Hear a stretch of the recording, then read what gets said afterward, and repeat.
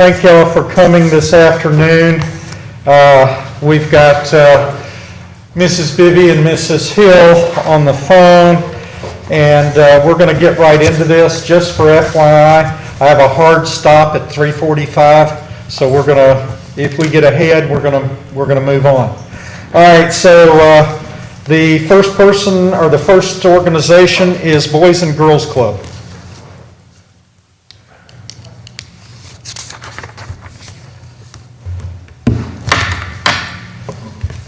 Afternoon. Good afternoon.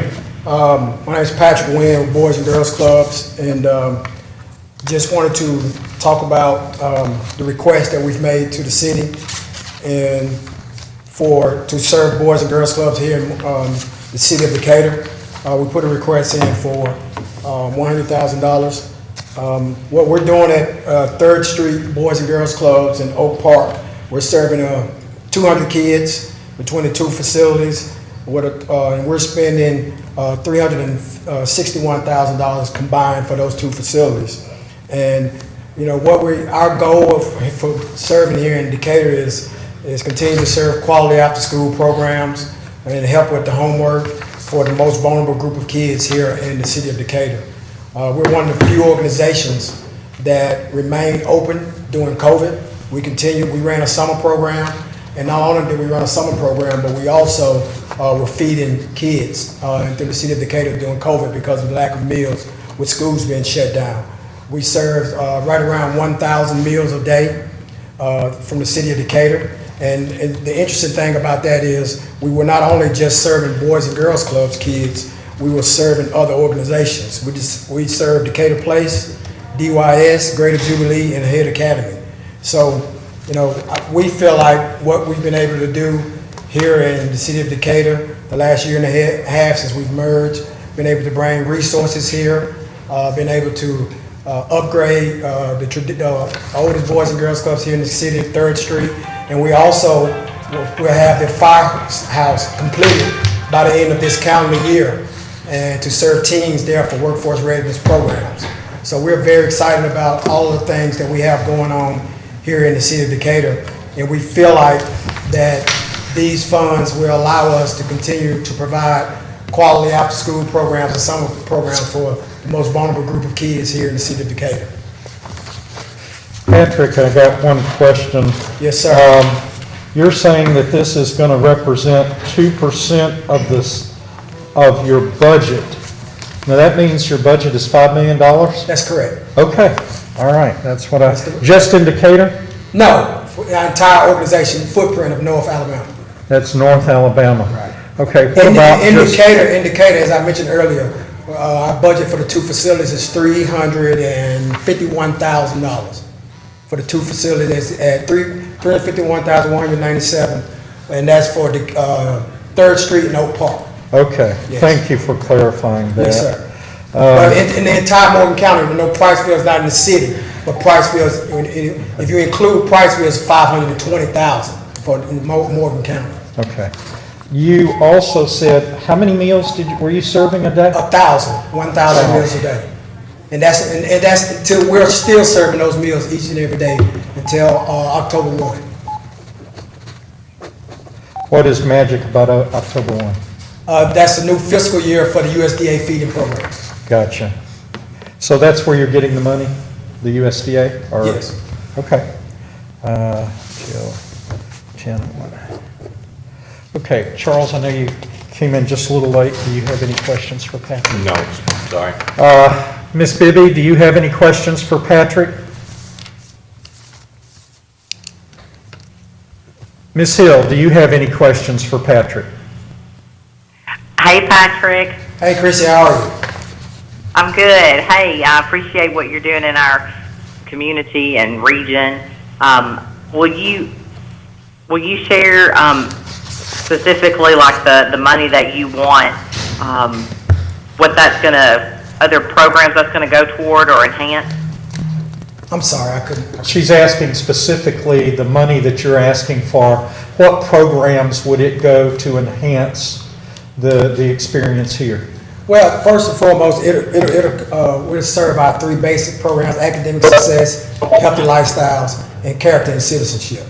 And those are our 3 priority areas at Boys and Girls Clubs. And the money will enhance those programs and allow us to continue to run those programs. And inside those programs, there's multiple programs: education, Power Hour, STEM labs. We've opened a STEM lab at 3rd Street and as well as Oak Park. So it'll continue to allow us to enhance those particular programs, Christy.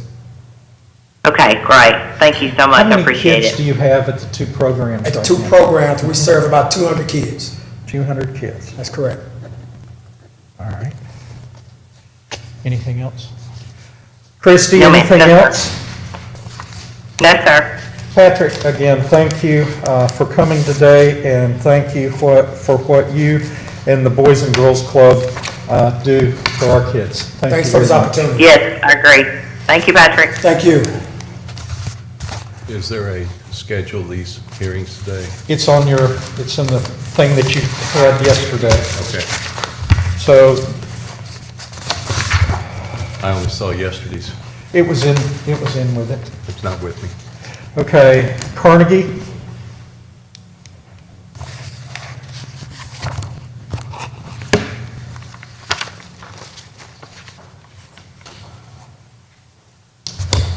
Hello. Hello, how are you, Kim? I'm great. Wanted just to come and talk to y'all briefly about what we're doing in order, since the COVID and all this has been going on, and how we've been working toward remaining viable in the community. One thing we've done is that we are using dyes from our dye garden to make masks. We have artists that have used these dyes to dye fabric, and then seamstresses that have sewn them, and we are selling them like crazy at the Carnegie. But that is one way that we wanted to help serve the community during this time. We also took our camp virtually, which was very successful. We were able to serve children in our community via Zoom when we had to cancel camp because of the COVID crisis.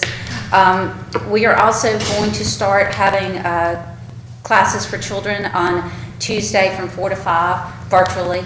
The children now, because of the way the school system is, we're some virtual and some in school, there's going to be a lot of need for outreach to people in our community, and we're excited to be able to do that. We also have taken all our exhibits virtually. You can visit our center in person, but if you feel like you are not comfortable with that, we now have everything virtually on our website. Also, we have an art gallery at the International Airport that is also virtual now. So if you are not you're not traveling now, you can also enjoy those artists there. We have a full slate of artists coming in to exhibit this next year. And we're just looking toward the future, but we're trying to make ourselves as viable as possible, and that's the reason that we are asking you for this money too, is for technology and for education, so that we can continue to serve the community. Charles, any questions? Mrs. Hill, do you have any questions? No, I don't, but Kim, I appreciate what you guys are doing there at the Carnegie and the outreach that you have, and just thank you for your leadership. Thank you. Mrs. Bibby, do you have any questions? Okay. I don't know that Paige is actually available, but I know Okay. she's She was listening. at the doctor's office. To I just respond. seen her go. I know, she was on just a minute ago. Okay, what was your request? What did we get last year? We got 18,000 last year. 18,000. We're asking for 40. Okay, what would you do with the additional funds? We would purchase technology such as we need a up-to-date laptop to help with our virtual classes. We also need lighting. There's a set of lighting that comes that you can purchase that will enable us to kind of have a small studio to do our virtual classes. We need help with that. Plus outreach with education. Okay. Kim, thank you very much for coming, and thank you for all that you and the Carnegie do in our city. Thank you. Thank you. Yes, I agree. Thank you. All righty, Community Action Partnership of North Alabama. Are they not here? Well, they probably started too. Do what? They probably begin it too. What did you say? I think that we're 19 minutes ahead of schedule. Well, I know. So, But, I mean- yeah, they're not here unfortunately. Okay. And I don't think we have any Bay. What's your request? All right, so I guess we will, Is there anybody else that could go? that's No. there? No. no, There is a meeting upstairs at 2 I need to go to. Don't start with me. I wanna see this. I'll get back here as soon as I can. We're here till 5:30. Oh, you gonna make up the difference or what? I'm just gonna go John find me $1 million. 100,000. There was at least 2 different fire department emergencies while I was on the way here. One of them was just a few blocks from here, and the other is somewhere in southwest Decatur. really? Huh.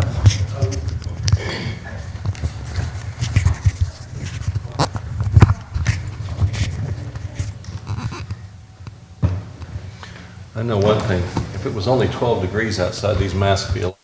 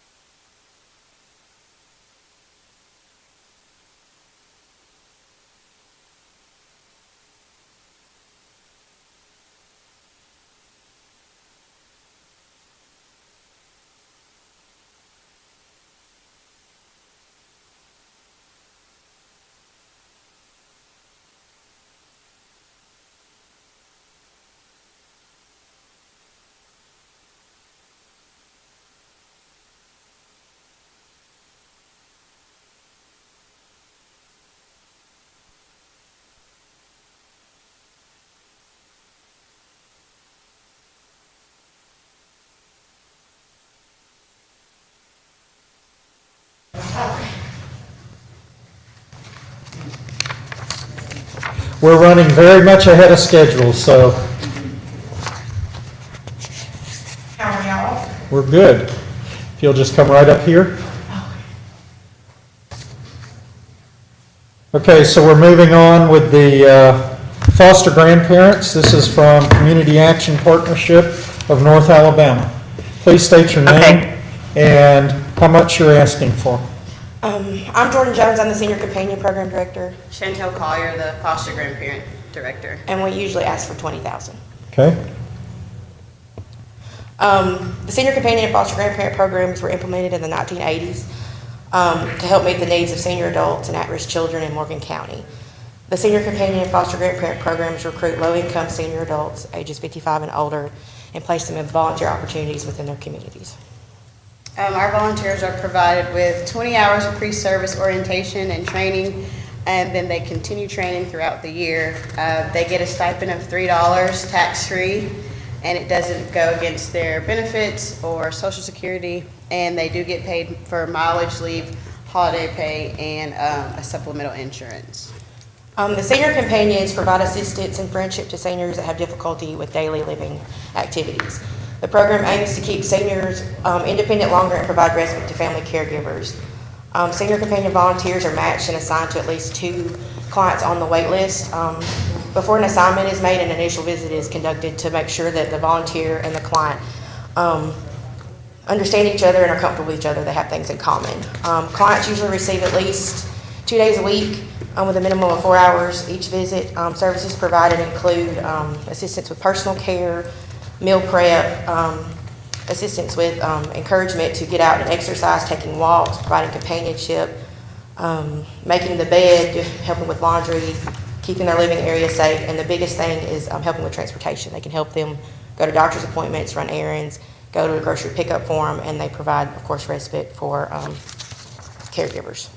The foster grandparent program, in a normal situation, we would be doing one-on-one mentoring with students, usually kindergarten to 2nd grade.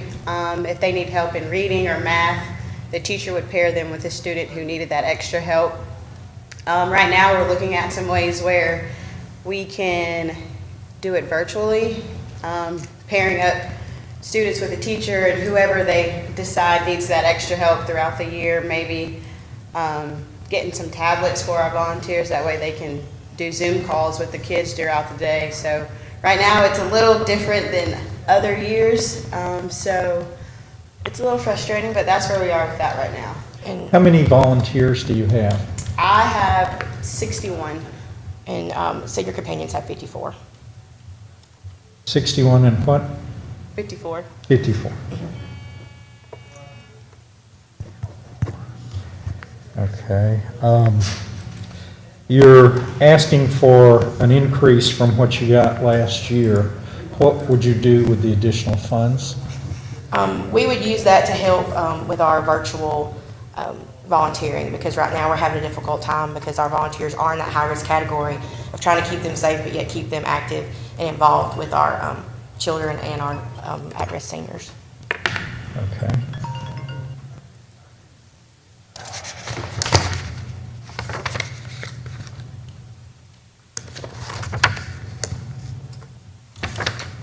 So it says that you get federal grant money.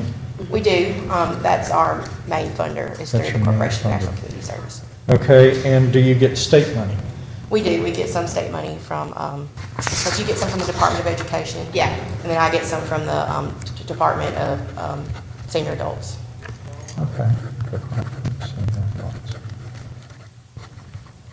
All right. Mrs. Hill, do you have any questions? No, those have already been answered. Thank you, Okay. though. Mrs. Bibby?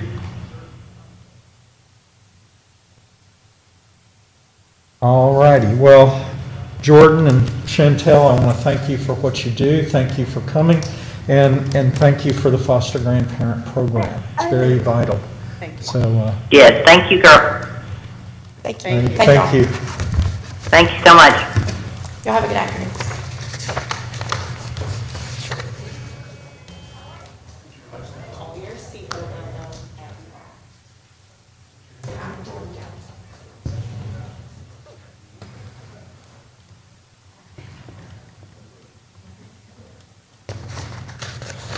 Okay, I just got a text from John Seymour. He's on his way.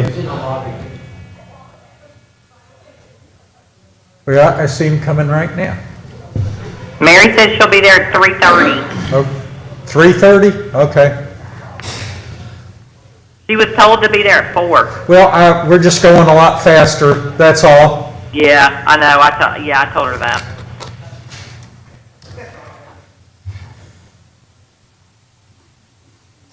Okay, Judy is coming also early with mental health, so, the health department. Come right on in, you can come right on in. Is that Cindy? Yes. Oh, hi Cindy, come on in. You can come right on in and do Meals on Wheels. Oh, well, You're where do you want me? right here. Hey, Cindy. Okay. Hello, who am I speaking to? That is Christy Christy. Hill. Hey, Christy, how's that baby? That baby's doing good. Good. He's laying in my lap right now. Oh, Well, Cindy, you're up. So, well, I have a couple of handouts. Is it just, are you the only one that gets them, Chuck? Well, no, you can give them Well- no, you'll go ahead and give them to me, and, we'll give them to Stacy, and she'll put them in people's boxes. Okay, good deal. Thank you. Good deal. Thank you. Yeah, sometimes it's just a little different. All right, here Of you course, go. everything's different nowadays. Okay, go right ahead, Cindy. Okay, do I need to keep my mask on since I'm? That's up to you. A lot of people are taking it off. I'm not taking mine off, so that's up to you. Okay. Well, all right. Well, I appreciate the opportunity to come and talk to you today about the great things that are going on with Meals on Wheels. I have the most awesome job to get to go and serve clients every day. What you need? Well, I think it's probably hard for them to hear you, Okay. although that one's set up, so that's good. I'm also going to put this one Okay. here. We had trouble yesterday hearing Okay. it, so. Can you Thank hear me you. okay? Can you hear me okay, Christy? Yeah. I can hear you. Just sound a little muffled. Is that better? Can you hear me any better now, Christy? Yeah, she said that was better. Okay, all right. I do appreciate the opportunity to come and talk to you about the great things that we're doing at Meals on Wheels. I have been blessed with a wonderful job where I have the privilege of serving individuals each and every day. And what a blessing it is. Jordan and Chantel, I saw them as I was coming in. They may have told you that the mission of our agency is to reduce or eliminate the causes and consequences of poverty. And so one of the consequences of poverty is hunger. And so our Meals on Wheels program was created 48 years ago to meet that need here in the community. So that's how long we have been serving our community through the Meals on Wheels program. Our meals are prepared not very far from here on 4th Avenue, right down from Cook's Pest Control. Mr. Cook built our facility for us many, many years ago and gave that as a gift to our agency. So our meals are prepared there at the kitchen. They're prepared with love. We want our clients to feel like that they're special when they open that container. So they are prepared with love, and that's very important to us. Our meals are prepared at no cost to the client. We cover all of the expense. Up until April, when everyone's world changed, we were providing 5 meals a day, 5 hot meals a day, Monday through Friday. And unfortunately, because of the pandemic, we had to look at the health and safety of our clients, our meal recipients, our volunteers, who many of them are elderly and at high risk as well. We also had to think about our staff. So since May, we have been delivering a care package each Wednesday. So on Wednesdays, our clients get, usually it's 2 bags. One bag contains items that are non-perishable. like soups, canned meats, things that they can easily reheat themselves, snacks, breakfast foods, breakfast bars, anything that we can get them that's of nutritional value. And then we also have a cold bag that we deliver to them, and that's fresh fruit, fresh vegetables, things like that, yogurt, things that they can keep in the refrigerator that they can have accessible to them. So, you know, it's still enough to cover those 5 days for them.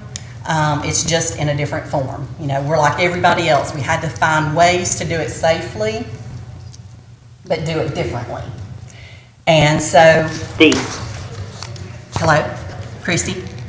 Did you So, have, so you're just delivering one day a week? Yes. For the whole week? Yes, just on Wednesdays Okay. for now. So, as I'm sure you've seen just by looking at our budget is just under $275,000 a year. Of that, on the handout, which most of you don't have a copy of, the handout does have kind of a graph of where all those funds come from. But our largest funding comes from the United Way of Morgan County. And unfortunately, you know, we're expecting possibly up to a $20,000 decrease there. So, don't really know what's going to happen there other than possibly reducing the number of meals that we're able to provide, the individuals that we're able to serve. But those are things that we're, you know, trying to find other sources to fund. Our average cost per meal is $3.67, and which you can't go to McDonald's and get a meal for that. So, you know, we are very frugal with each and every penny that we are stewards of.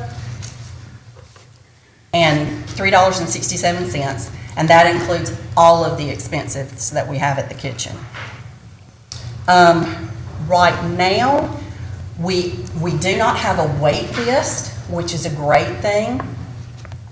I do have 17 people that I'm waiting to get their paperwork back from their doctors, because you do have to have a referral form in order to qualify for our program. So I do have 17 people that are technically on the wait list, but it's just waiting on documentation from their doctors.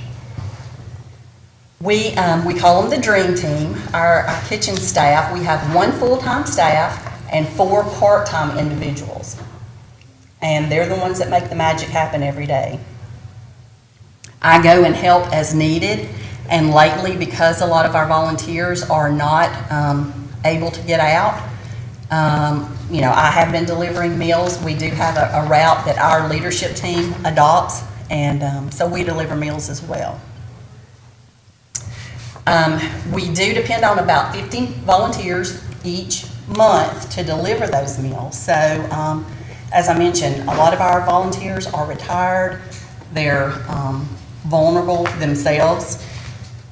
So we have lost some of those temporarily until things calm down and the numbers start going down.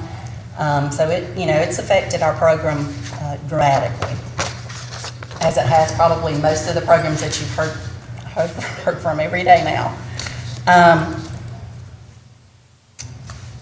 Our program, although it's about that nutritional meal, it's so much more than just about the nutrition. It's about the social interaction that we're able to provide with our clients. Even though we're only seeing them once a week, we're still making calls to them to check on them. They call us to let us know, hey, I need extra bread. Hey, can you send additional meats to me? You know, they let us know what their needs are, and we will do our best to try to meet those needs.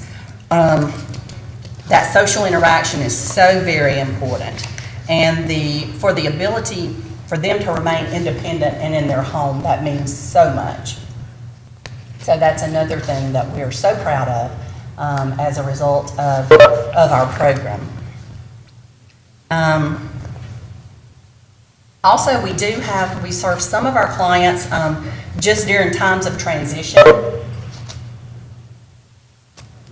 And, You know, like if somebody's had surgery and they physically just can't prepare their meals, we will help them through that 6 weeks, you know, whatever time period it is. It may just be a temporary need that they have.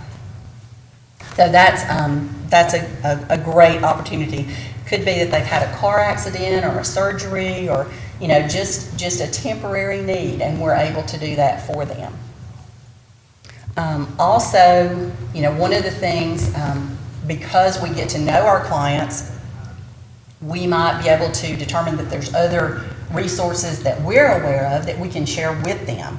You know, it may be that they need a senior companion to come in and help them with house cleaning. It might be that they need a wheelchair ramp, and then we'll reach out to the volunteer center. Sometimes it's as simple as they need some yard work done, and Beltline Church of Christ, their youth group is always on board to jump in and take care of our client needs like that.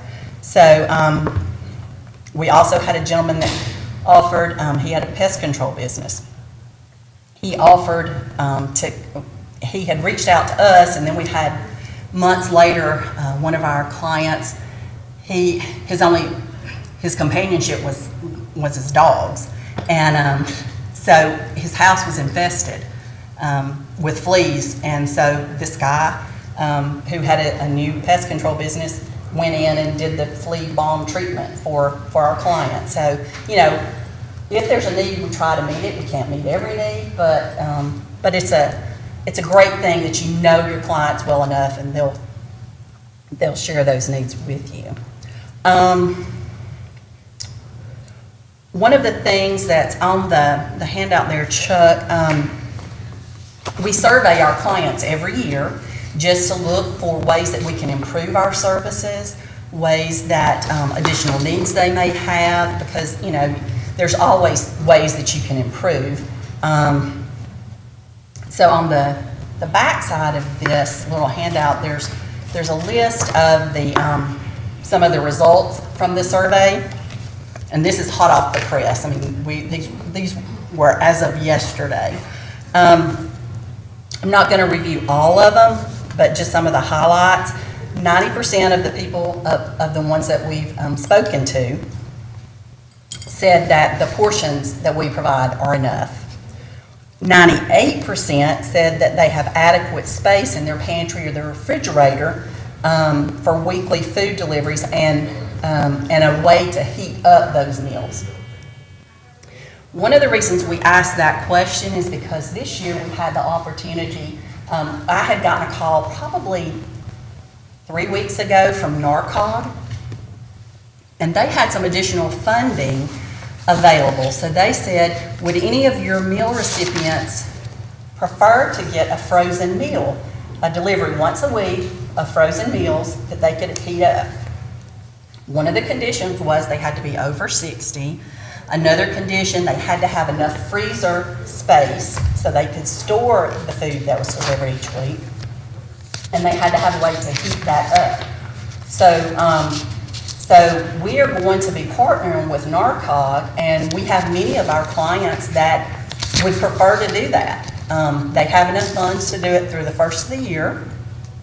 So I think that's really great that they offer that, and some of our clients are going to take advantage of it. Of course, come January, they'll probably move right back to our Meals on Wheels program. But, you know, if this better meets their need, I'm glad that we're able to do that. And I appreciate NARCOG offering that to us. 82% of our clients said that our meals allow them to live independently. And that is so important. I know y'all have heard this many times, but, you know, being independent means so much. And as I age, I see that in my mom and in my in-laws and just people around me. So being able to remain independent and in your own home, that is just a tremendous benefit. Cindy, I'm going to need you to wrap it up. The time that we had. Yeah. Wow. Well, I'm almost done. 85% reported a higher overall quality of life because of the services that they get. So to us, that's important to know that the services we are offering to our clients is truly beneficial to their well-being. Okay. Do you have Okay. any questions, Mr. Well, Ward? Mrs. Hill, do you have any questions? I don't have any questions, but thank you, Cindy, for what you and your organization do, specifically your leadership. Thank you. Thank you. Mrs. Bibby, do you have any questions? Okay. Cindy, I do not have any questions. I want to thank you for coming today, and I want to thank you for all that Meals on Wheels does for our community and for all that Community Action does. Thank you. So thank you very I much. appreciate it. John?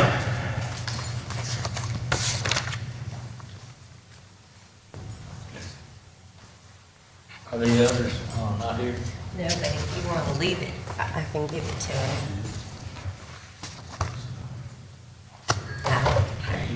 Good. Mr. Hart? Mr. Seymour? Thank you.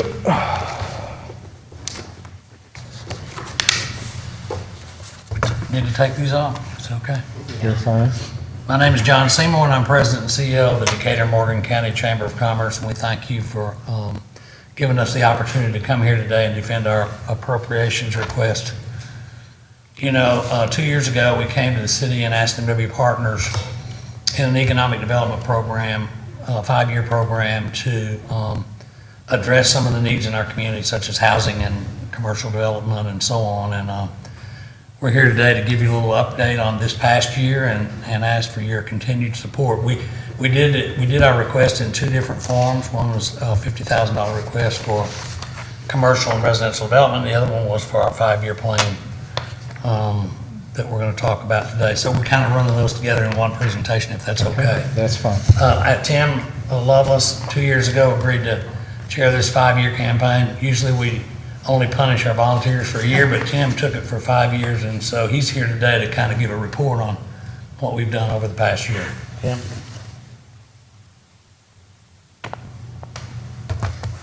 Thank you, John. Thank you for the opportunity to be here today. I want to update everyone on the program. Our program, the partnership, focused on 4 areas of need in our city: talent development and recruitment, a partnership with business in our schools, community image, regional cooperation, and business and residential development. The last year has been a time of great opportunity and great challenges our community and across the country. We still believe Decatur is well positioned to come out on the other side of the recovery because of our diverse economy, strong small business sector, and a community that understands coming together and working on our challenges shoulder to shoulder. I want to hit on a few highlights of our progress over the past year. In the area of talent development, we partnered with Morgan County Economic Development Association to host 2 second chance job fairs. It is designed to recruit the unemployed, underemployed, and those with nonviolent criminal records who are no longer a threat to the public. Both events attracted more than 200 attendees and led to several placements with area companies. The Chamber's Equipped Student Leadership Program for 8th graders across Morgan County welcomed more than 40 students in the fall and spring semester sessions, where they learned about career opportunities and job skills to help for their futures. The Chamber collaborated with Tri-County and local economic development agencies to participate in a comprehensive labor study with the help of international consulting firm Deloitte. More than 100 companies, 26 in Morgan County, were interviewed to gather information with data with plans to use the information to create a regional workforce strategy to meet our future workforce needs. The Workforce Coalition Committee is working with industries that can provide on-the-job training for lightly skilled workers to help train them for open positions with local area industries. The committee is working with career technical education directors with the school systems on implementing U-Science, a program to help with high school students determine aptitude versus interest for 135 different career pathways.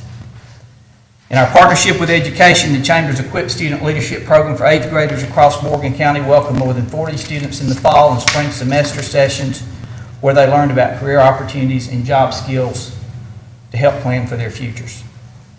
We continued the very successful EDGE Student Leadership Program, which has graduated more than 1,000 high school sophomores and juniors during its 27-year history. Our number of applicants exceeded 100 for the 6th year in a row. Endless Opportunities was held in October 2019 as the annual hands-on career event for Morgan and Limestone County eighth graders. More than 2,500 students attended the two-day event in the Celebration Arena. With the cooperation of Representative Terry Collins and leadership of Councilman Chuck Ard, the Chamber's Quality Education Committee has created 29 new pre-K classrooms in Morgan County over the past 5 years, and plans are underway to seek more support from the state of Alabama to establish more area pre-K classrooms in 2020. We have become very active in imaging and regional partnerships. We have volunteers and staff serving on numerous boards such as One Decatur, Huntsville International Airport Master Planning Committee, and the Decatur MPO Technical Advisory Committee. Representatives from the Chamber staff are currently serving in several roles of leadership on the Launch 2035 Committee, a 3-year regional partnership that is rethinking our area's economy for the next 20 years, focusing on 3 major areas: workforce development, entrepreneurship, and land use. The Chamber is one of the founding partners of this initiative. The Singing River Trail, a Launch 2035 signature project, is moving forward, recently announcing the employment of a full-time executive director. The Chamber's Residential Development Task Team spearheaded a partnership with Volkert to develop the 6th Avenue Streetscape Plan for the city, a major output of the One Decatur Comprehensive Plan. The Chamber hosted meetings with involved local parties and coordinating with ALDOT, and led the effort to gather community input via the web due to social distancing effort during the pandemic. During the pandemic, the Chamber served as a one-stop shop resource to small business and industry partners with resources to assist with grants, loans, and training opportunities and reopening guidelines by the way of social media platforms, electronic newsletter, and the Chamber's COVID-19 business resource page on the Chamber website. The Chamber also provided efforts to keep people safe, remote work resources for those working from home, and launched Curbside Decatur to support our small business and restaurant community. And in business and residential development, the Chamber has worked with developers, city officials, members of the Planning Commission and Zoning Commission to advocate for new residential developments representing more than 450 rooftops in the city of Decatur. I want to, that last bullet point I think is significant. I took my lunch hour today and I rode around, and I drove out and looked at what's going on in the city. And work is actually underway at River Road Estates and Old River Manor, 2 new subdivisions off River Road. Dirt is also being moved at Legacy Cove, a new subdivision near Point Mallard. It is great to drive around and see all this red dirt. It is a sign of what's coming.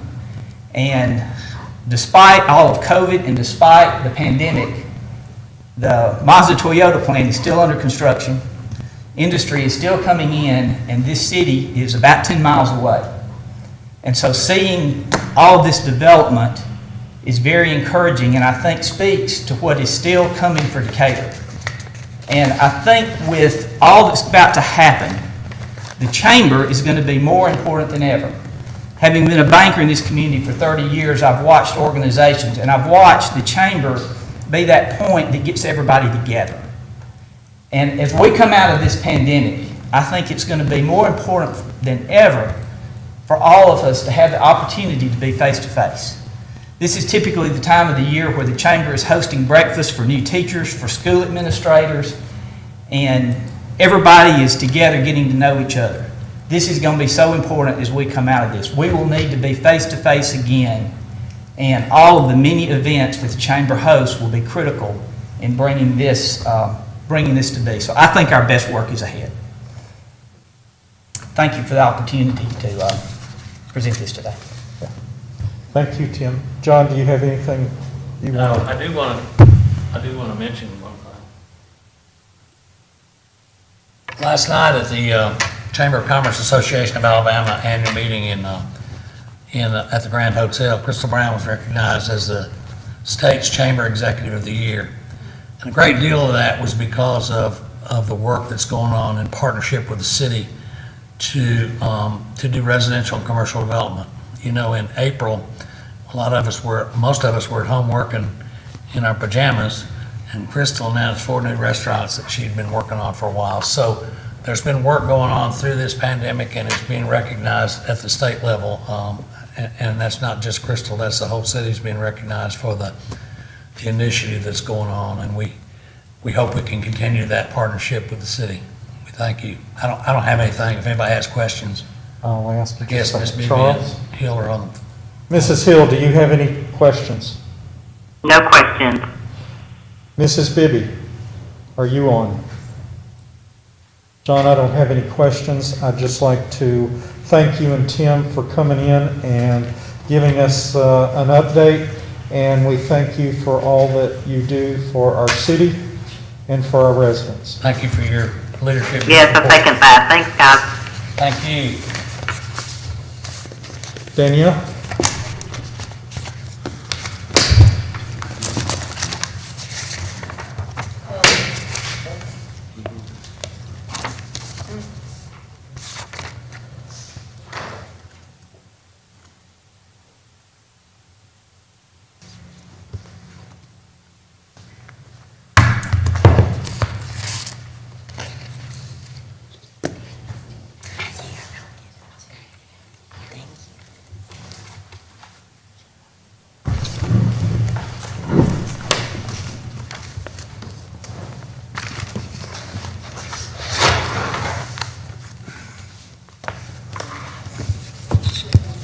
Good afternoon. Hi there.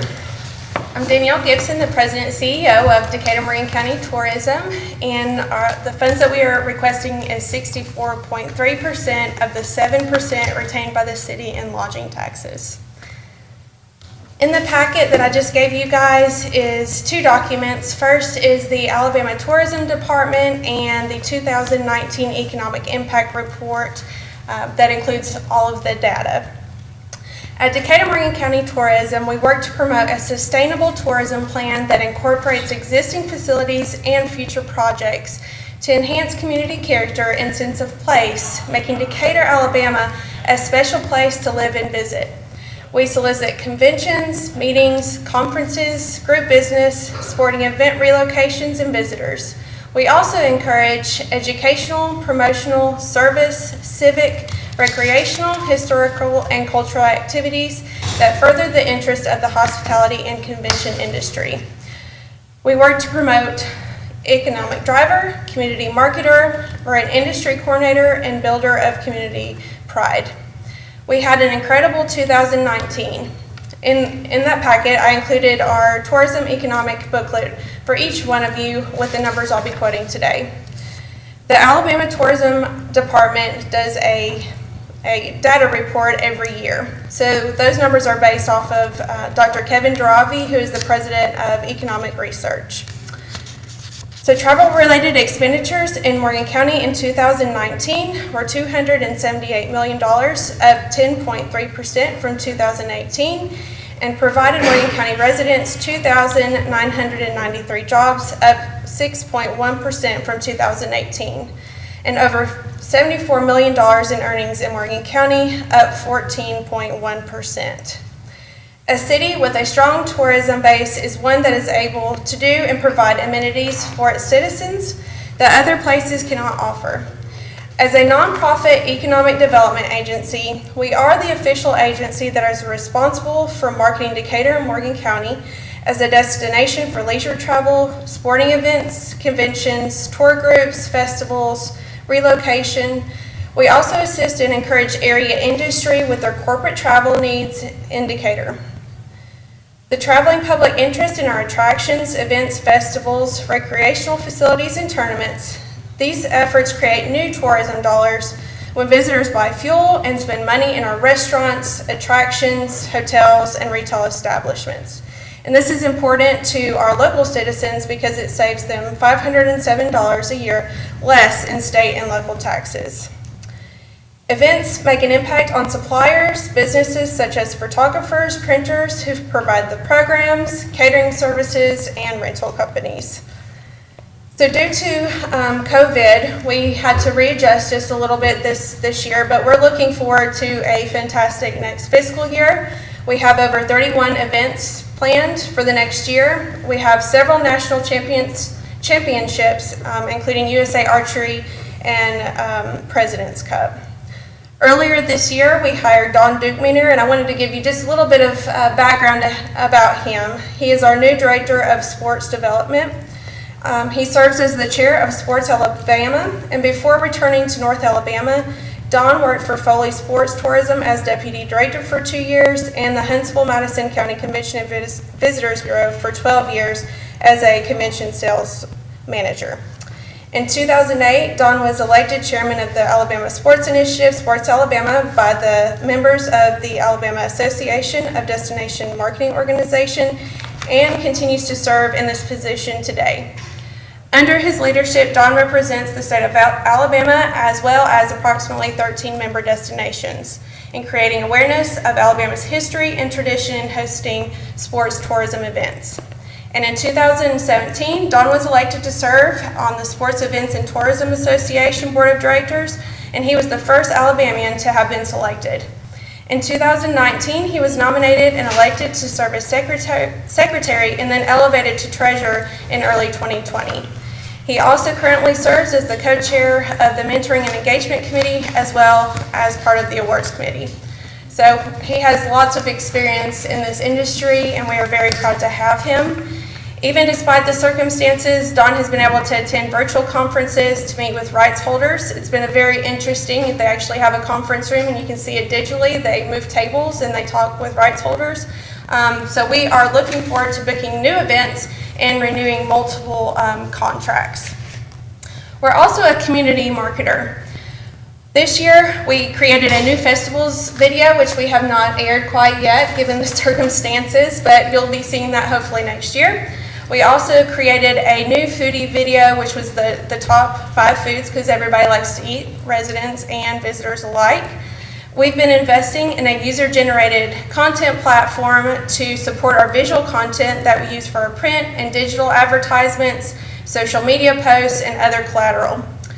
User-generated content has allowed us to expand our reach to our community. These photos tell the story from other people's perspectives.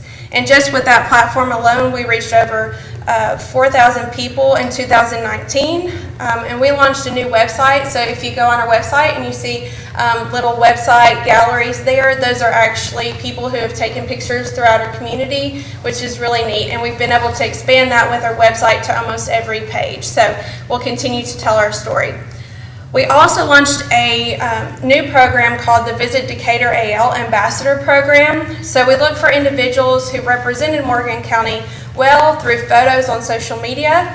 And these are people who explore, they seek adventure, they capture the beauty of Morgan County, and they also share it with our community. It's also someone who ultimately makes us want to go there and explore for ourselves. So since this campaign began in November 19th, we have received an estimated $105,300 in marketing dollars, and they've posted over 449 times on Instagram. These posts reached over 117,000 people. This report is conducted by a third party, so we're able to track that. So if the council wanted to see that report, we can give that to you guys, that it shows all the information about that. So when COVID began, my team began working together on how we could move forward and what does that look like. At the beginning of this, we couldn't really have people travel, so we kind of had to regroup and say, okay, well, what can we do? So we decided to launch the new marketing program called MoCo Cares Virtual Event Series, and it has gone over extremely well. So we have done pretty much all scales. So we've done like gardening, line dancing, and then we kind of moved it to, as we were able to get out and about, meet with people who maybe had a business or had a restaurant, and really feature what they had available. And we have reached over 49,000 people since the beginning of March with that program alone. So we're pretty proud of how that went forward. Also, Red Sage Communication generously donated a website to us called Armchair MoCo. And what we did with that is we posted virtual events, and then also Decatur Parks and Recreation was doing some really creative things, and we didn't want all of that to get lost in the shuffle whenever things did go back to normal. So we will continue to use Armchair MoCo as more of a virtual platform, and that has also gone over extremely well. We helped with the new Decatur Downtown Turtle Trail, which is a really cool project, and I can bring that to you guys. We're pretty proud of it. Lucy Orr did an incredible job with putting everything together, so we feel like that will drive people, visitors in our community to get outdoors. And then we're also assisting the Cook Museum with a marketing campaign, so we will start that this next month. We're going to do Google Ads. Industry coordinator, we are working with the local Chamber of Commerce to host their conference here, hopefully in October. That's still standing at this point. We also are working with our local industries. This happened pre-COVID, but we hope to bring it back, is working with their interns when they come in, and they're working on recruitment and retain. We will do FAM tours, which is taking them all throughout Morgan County and showing them what we have to offer them. And then on our new website, we were able to build it out where we have a place for meetings, for planners to go and look at what services we have to offer and our facilities. We're also the builder of community pride. We continue to work by enhancing quality of life and acting as the flag carrier for residents and visitors alike. So we serve on many committees, not to just name a few, Third Friday, One Decatur Plan Review Committee, Decatur Downtown Merchants Group, and I also have the opportunity to work with Rotary, Decatur Parks and Recreation, CIOTA, Festival of the Cranes Committee, the Princess Theater, Alabama Travel Council, and I'm currently serving on the board with the CIOTA Board of Directors, and we're looking forward to moving forward that project with the museum, and we're going to assist them with some of the grant writing. So just a few statistics for you guys. Website-wise, in 2019, we had over 168,000 people view our website, and that was our old website, so we're looking forward to this year. And in 2020, we've had, just so far this year, is 59,000 people, which I think is pretty good considering we don't have as many people going to our website because of events. Our Facebook likes and our Instagram followers, we've grown exponentially, especially during this COVID. That was kind of our big marketing tool at this time. We also created a new visitors guide, which I gave you guys. We were proud of that. We kind of made it a bigger look, and it also complements Decatur Downtown Redevelopment Authorities, their program of work. The colors complement. So we've had a really good fiscal year 19, and we are looking forward to moving forward in this next year. So we were very strategic in our budget, and so we are asking for level funding. A couple of things that I wanted to also talk about, because it is listed in the One Decatur plan. There is a lot of focus on our trail system, hiking, biking, Wheeler National Wildlife Refuge, and we feel like that's really important. So at this point, we are working on expanding our website to include a lot of those resources. And we're working with our partners on building it out so that we make sure that we include important content. One of the things in the One Decatur plan is pet friendly, so we have a new dog park, so we're going to be creating an agenda for that. In October, we're going to be working with Destinations International with the economic impact calculator, so we should be able to better track how our events are doing and be able to provide that to you guys. Also conducting awareness and building effort about our recreational opportunities in the city's natural area. So we've started using our ambassadors because we have so many beautiful pocket parks and resources that people don't realize. So we have kind of given our ambassadors assignments to go out and take pictures of those. And then also the Public Art Initiative. We will be working on the art in public spaces and continuing to support the murals that are going up. So you'll see on our website now we have a mural trail that reflects all of those murals in one place. We are also going to be working with our hotel partners to create staycation packages. Those are in the talks now. We are also working with some of our local historians on a series called The Unknown. So it's weird, quirky stories that maybe people don't know that are fun, that we believe both our community and visitors would come just to see those specific things.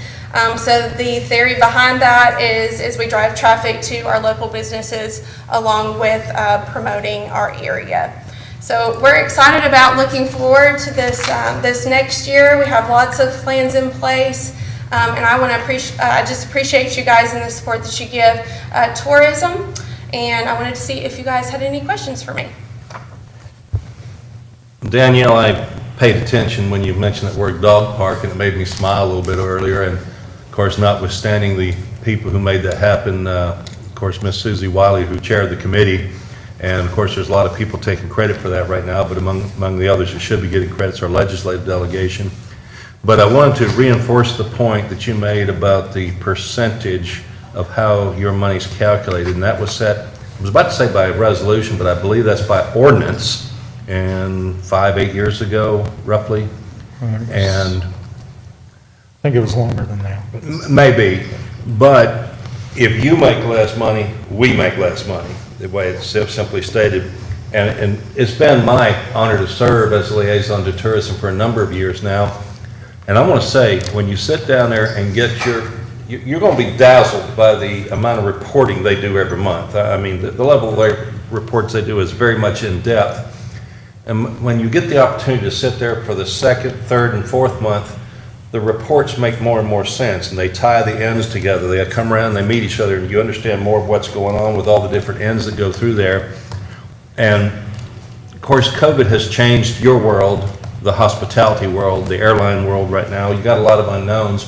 Even our Parks and Rec, which does so much labor connected to some of your tourism events, and so many of our temporary and part-time people are laid off right now. So we've got a lot of unknowns, but obviously Parks and Rec is part of your success story. But certainly the efforts by the whole staff there at the Decatur Morgan Tourism Bureau cannot be understated. The economic impact that it has for our town keeps our taxes from rising, and that's the biggest thing people need to understand, and all the more reason that we don't need to mess with that formula in any way. Yes, sir. Thank you for what you do. Yes, sir. Mrs. Hill, do you have any questions for Danielle? I don't have any questions. I just have a couple of comments. Hey, Danielle. Hey. Hey, I wanted to say I think your website looks great too. How long has that been up and going now? Let's see, I think we started it close to March, April time period.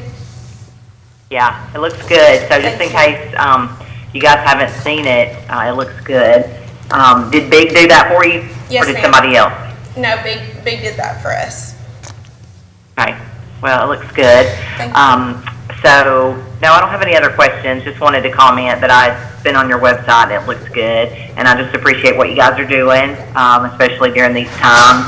It seems like a lot of people are outdoors, so it's good that you're focusing on that. But thanks again for what you're doing. Thank you. Mrs. Bibby, are you on? Well, Danielle, thank you for coming today, and thank you all for what all the CVB does for our city, and we appreciate the efforts and the update. Thank you. Thank you so much.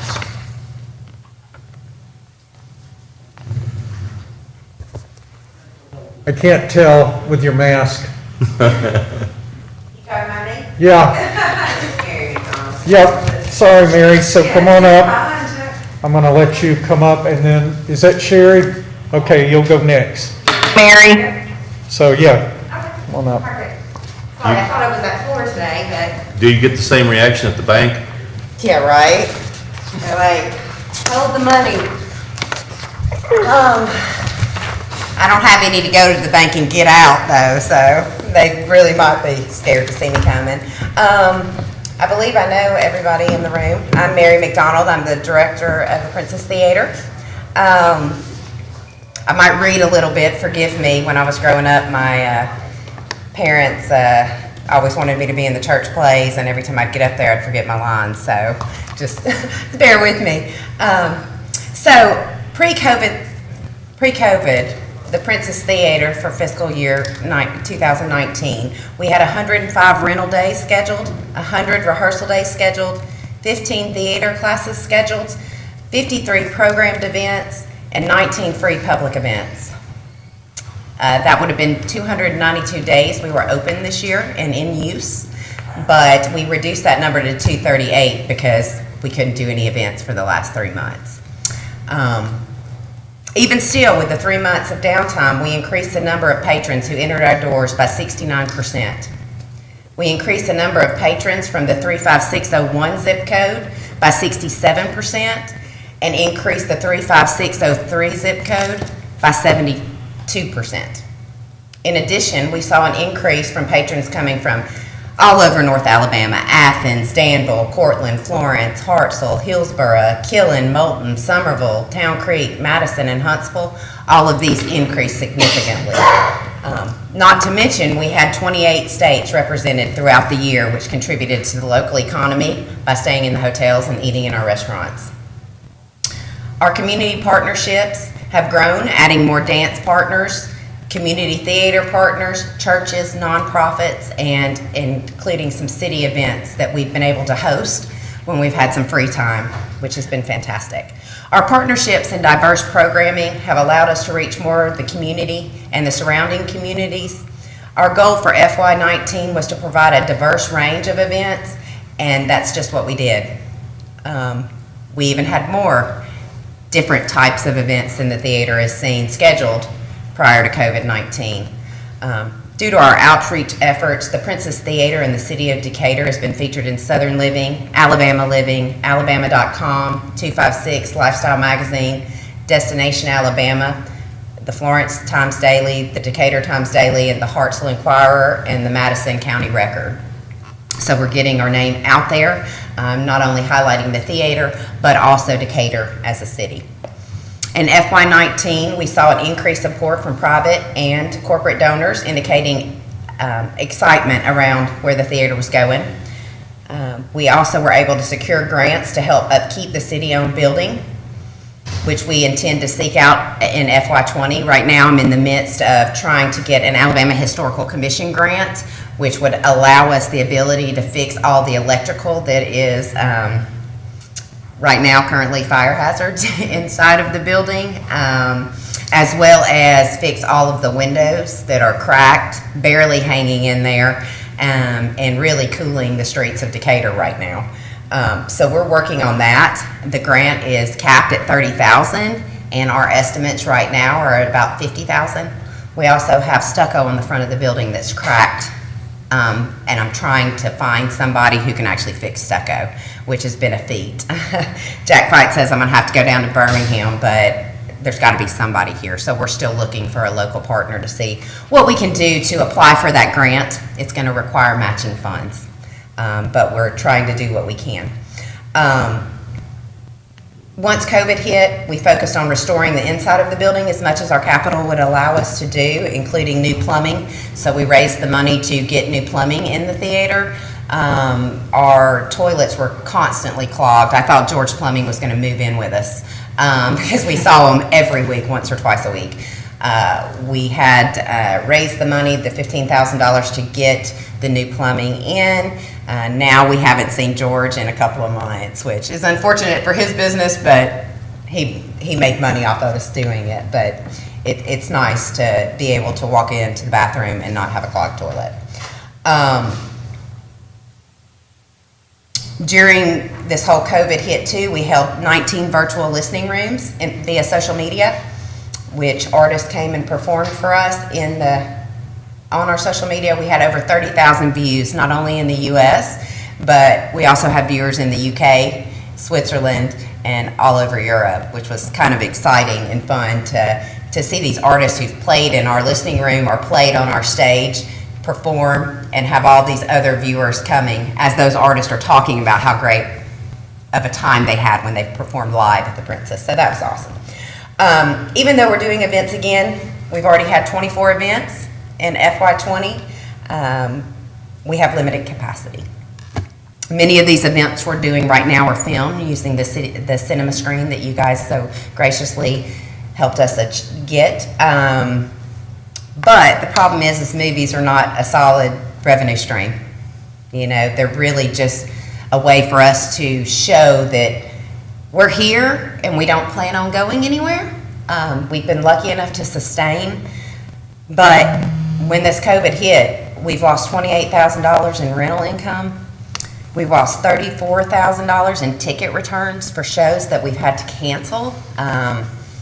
Hopefully those will be rescheduled, but we're waiting on the artists to do that. So, our music programming is becoming self-sustainable. But we still need the city to help us fund public service programming, maintenance, and some operational cost. So during these unprecedented times, the arts are more important to our community than ever, as well as the continued public and private support from the city of Decatur. So, any questions for me? Yeah, I've got a few, Mary. Yes, sir. Actually, there's some comments. Yes, sir. When I first came into office, I went down and toured the Alabama Theater in Tuscaloosa. Yes, sir.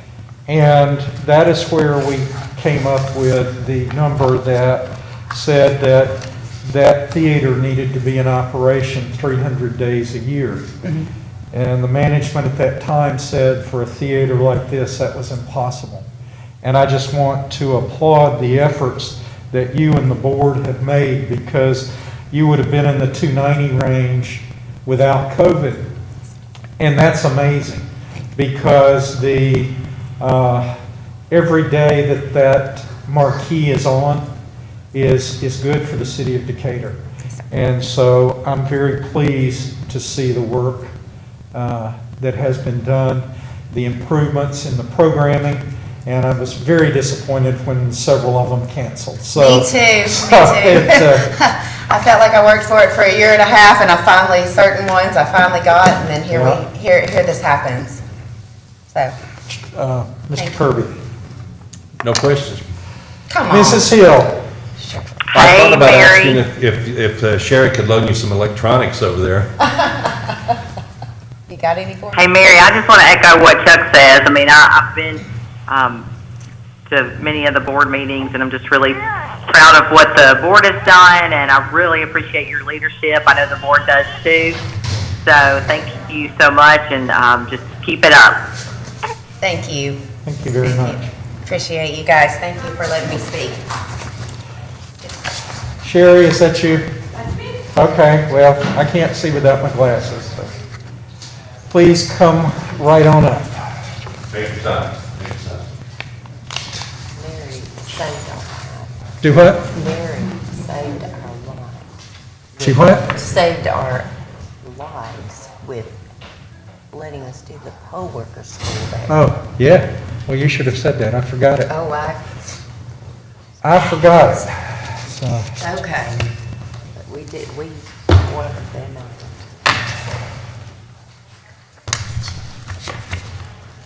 I won't make you preach for it. that's okay. I don't mind. I know. Okay. Mrs. Hill, we are being given handouts by people, and we're accumulating those for you, but unfortunately, you won't be able to see those at this time. I have actually emailed those to all the council members as well. Okay. So All righty. Did she email it? Yeah, she said she did. Okay, I'll pick my email. Thank you. Sherry, go right ahead. Thank you. Well, good afternoon, and thank you so much for the opportunity to speak to you today. As one of the top 10 cities in the state of Alabama, having a public library is vital to the success and well-being of our city, local citizens, and overall community. We support all ages from babies to pre-K, our students from elementary school to college, adults and seniors by providing such essential services as early literacy, education, programming, access to materials, information, and technology. So today I just want to take a few minutes to tell you about the library's accomplishments this past year, how we handled the pandemic, as well as our plans for the upcoming year. So Decatur Public Library has served this community for over 100 years, and these days I often remind myself that this is not our first pandemic. Currently, 75% of our registered patrons are Decatur City residents, while the second largest component live outside the city of Morgan County. DPL has a wide variety of services and programs, but during this pandemic, we ramped up our existing online services to keep our community productive, safe, healthy, informed, and connected. Overall, our online usage has increased by 299% in the last 5 years. However, during the shelter in place, we saw our online usage jump by another 53% in less than 2 weeks. We issued 377 library cards online to area residents so they could gain access to our online resources. Patrons downloaded over 25,000 ebooks and audiobooks and read our online newspapers over 3,100 times. Cardholders utilized our online research databases 11,680 sessions, while we had over 22,000 visits to our library website. And local residents also accessed the library's free Wi-Fi from our parking lot over 5,800 sessions. We offered virtual reference help. We launched a full shelter-in-place resources page with free ebooks, homework help, virtual one-on-one tutoring, health information, resources for children and families, educational courses, online story times, book clubs, and programs. We also extended our digital collection access to all Decatur City School students, regardless of whether or not they had a library card, to ensure that they could complete their homework assignments online and maintain literacy skills. We even had 1,118 patrons take advantage of our curbside pickup of library materials, reading packets, and activity kits. So, due to the pandemic, this year we moved our entire summer reading program online. In one day, we had 114 families drive by to pick up their summer reading packets and see our librarians. 180 parents, grandparents, and kids aged birth to 72 years registered online for our app-based reading program where families could track their child's reading progress. Kids earned electronic badges and prizes as they progressed, and our YouTube channel, in which we hosted online story times, special guest events, programs, and book clubs, had over 1,169 views. Librarians created special weekly reading activity packs for children and families, and we had 901 of those picked up. And best of all of this took place in less than 2 months, and kids read 7,558 books and earned 651 electronic badges. I also want to take just a few short moments to tell you about some of our most special programs. Each year, DPL hosts the 1,000 Books Before Kindergarten program to ensure a bright future for the youngest members of our community. We have a very strong focus on early literacy. Multiple studies maintain that avid reading promotes better skills acquisition, superior grades, future employment, and income. Reading to a child regularly can raise their IQ by over 6 points. This past year, DPL hosted 71 early literacy programs attended by over 1,700 youngsters who read over 31,000 easy reader books.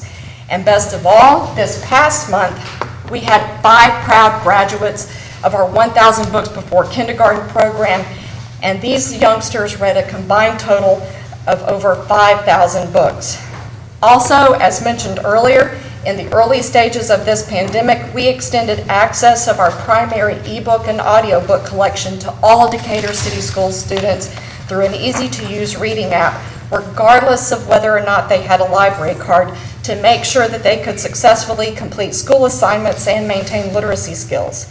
Especially now, when many of our Decatur City School students will be attending school virtually, we want to remove those barriers and serve them in the best way possible.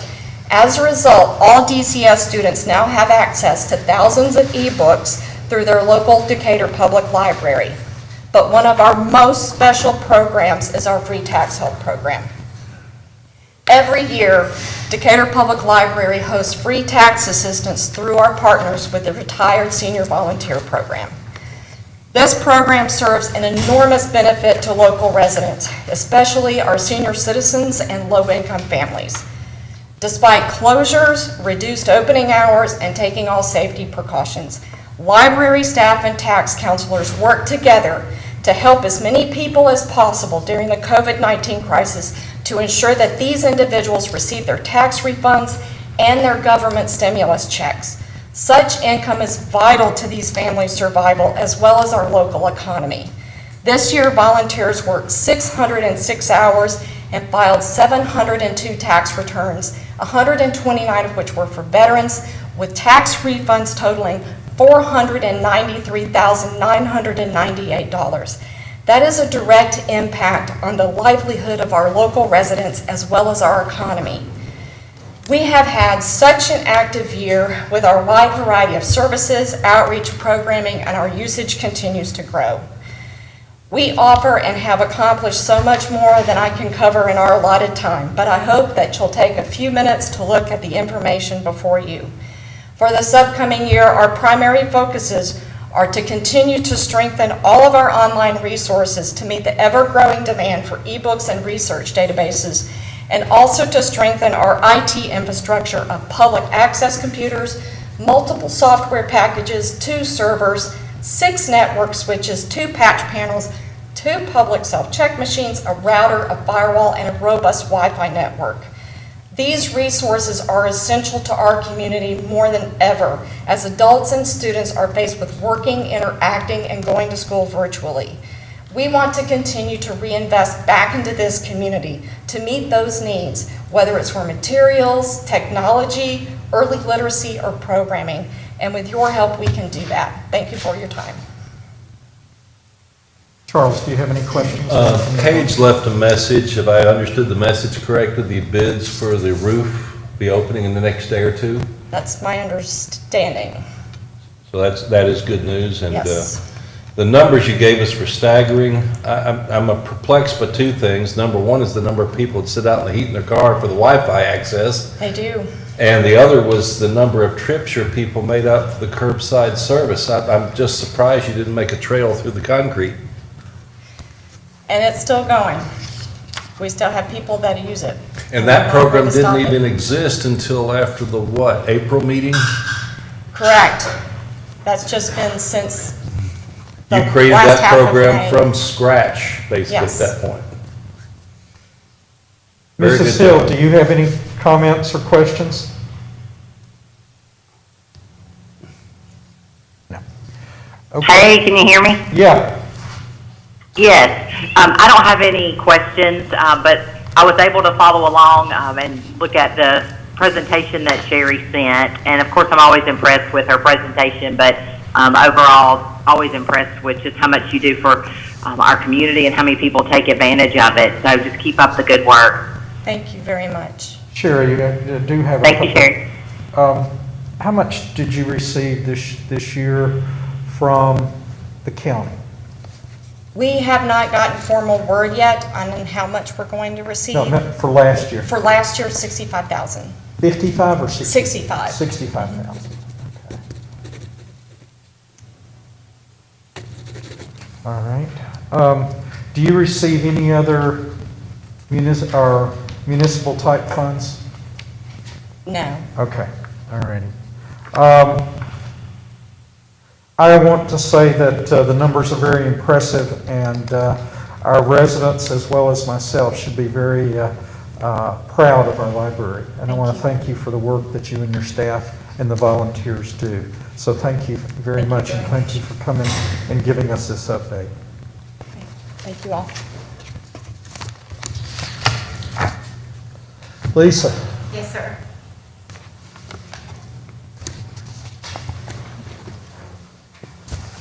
You guys, come on up. Yeah, you can.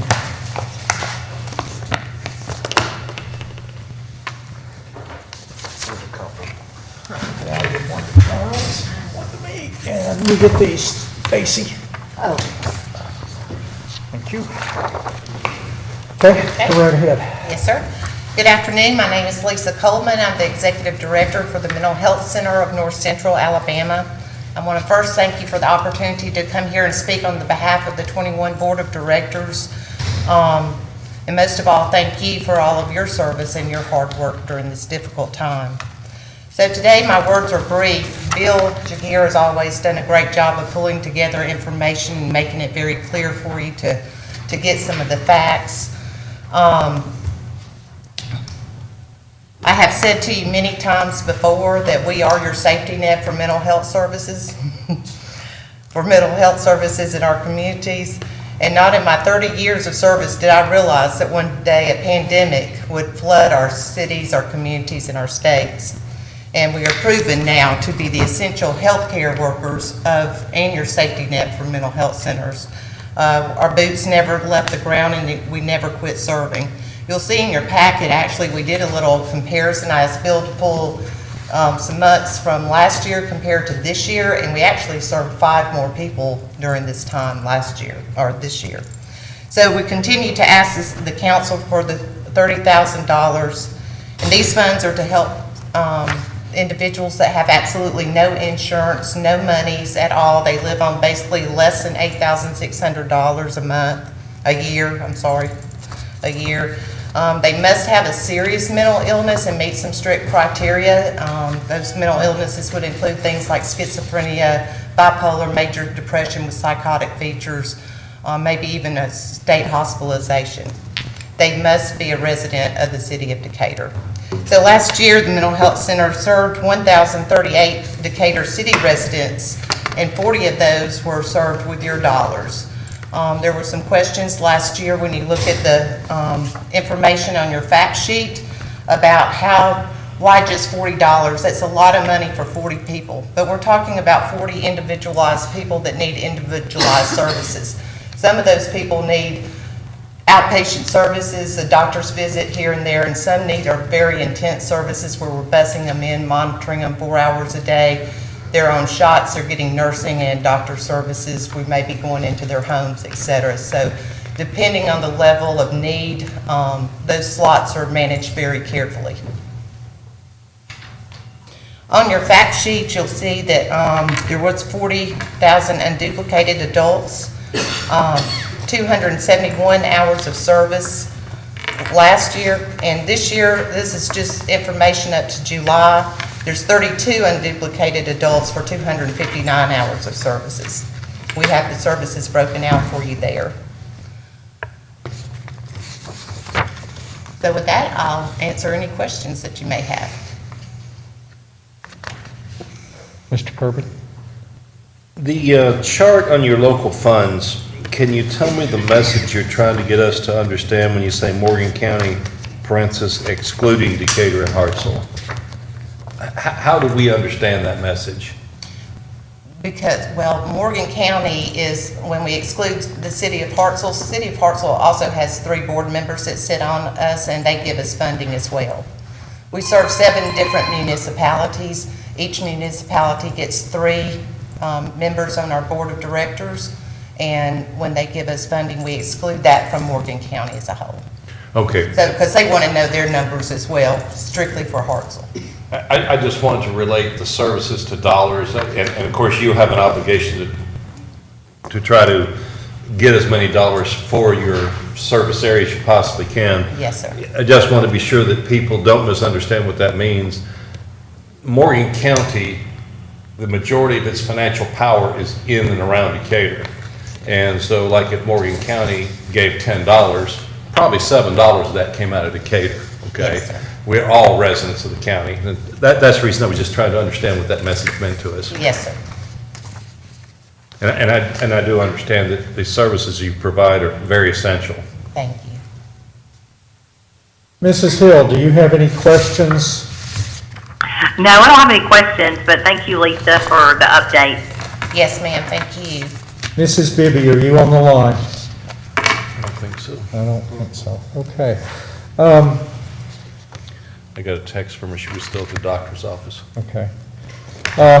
Lisa, I don't have any questions either. I want to thank you and Bill for coming, and I want to thank you for what you're providing. And you use the word something similar like, the buck stops here. And so you are the backstop. So, Yes, sir. yes, I do understand. Yes. So thank you very much. Yes, sir, thank you. Thank you both. Thank you, Bill, for coming.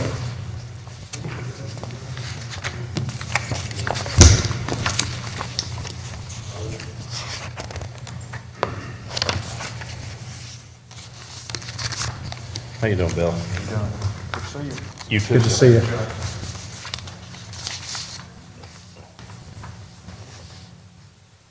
What we got there? Eighth annual Golf Rec. Mental health. Okay. Okay. You're up Okay. to 345. It would be 345.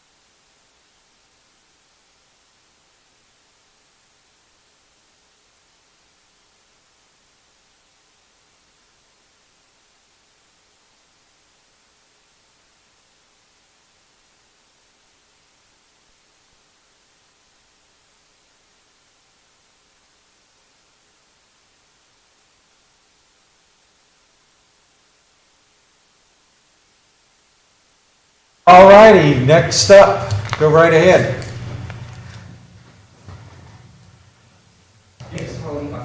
Just right up here.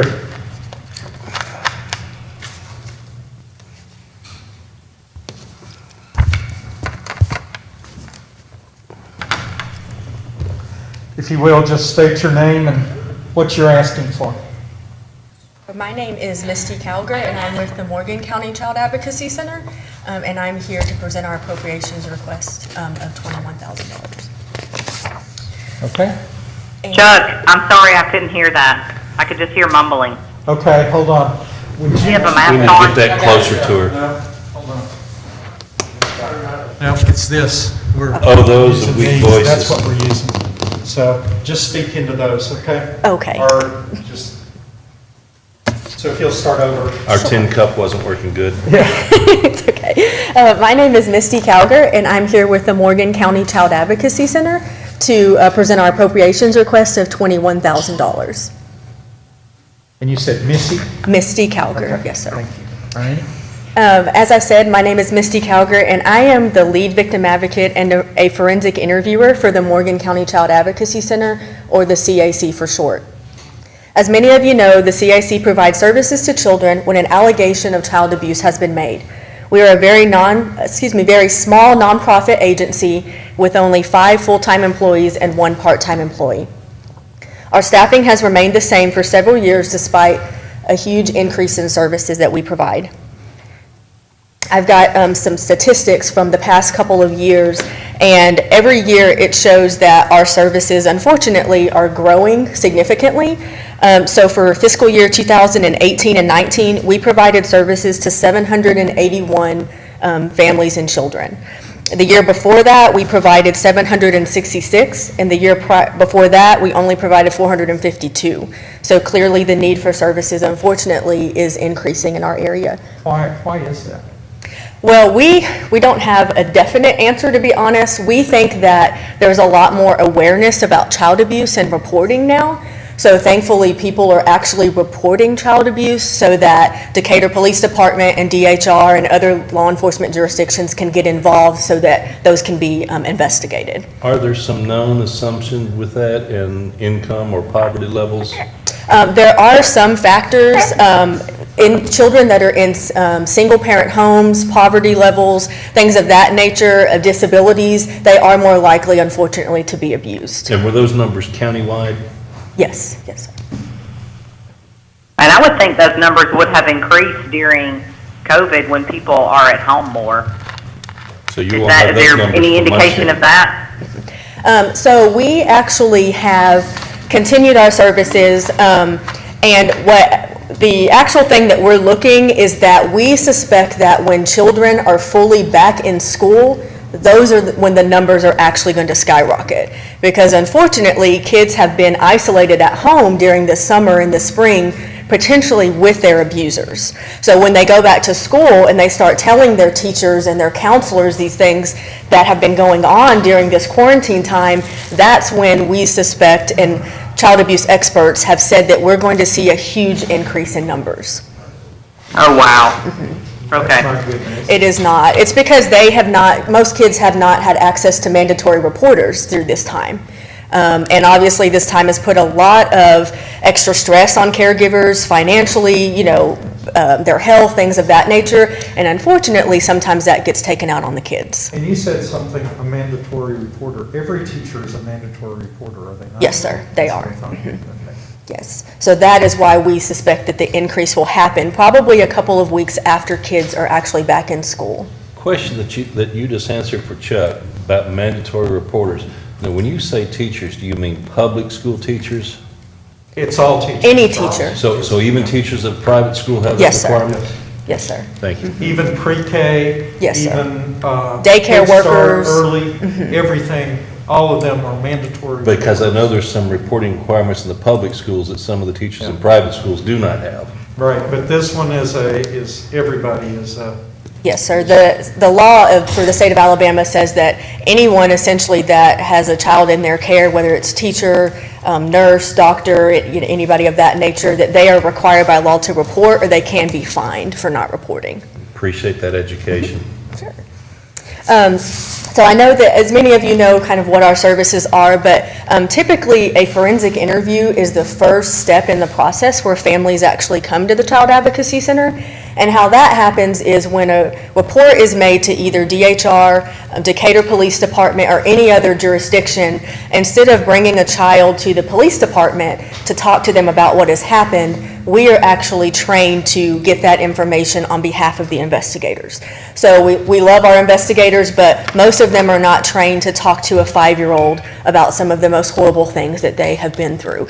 So DHR and law enforcement actually come to our office with the child and the family, and we take the child into a child-friendly area and we talk to them about what has happened.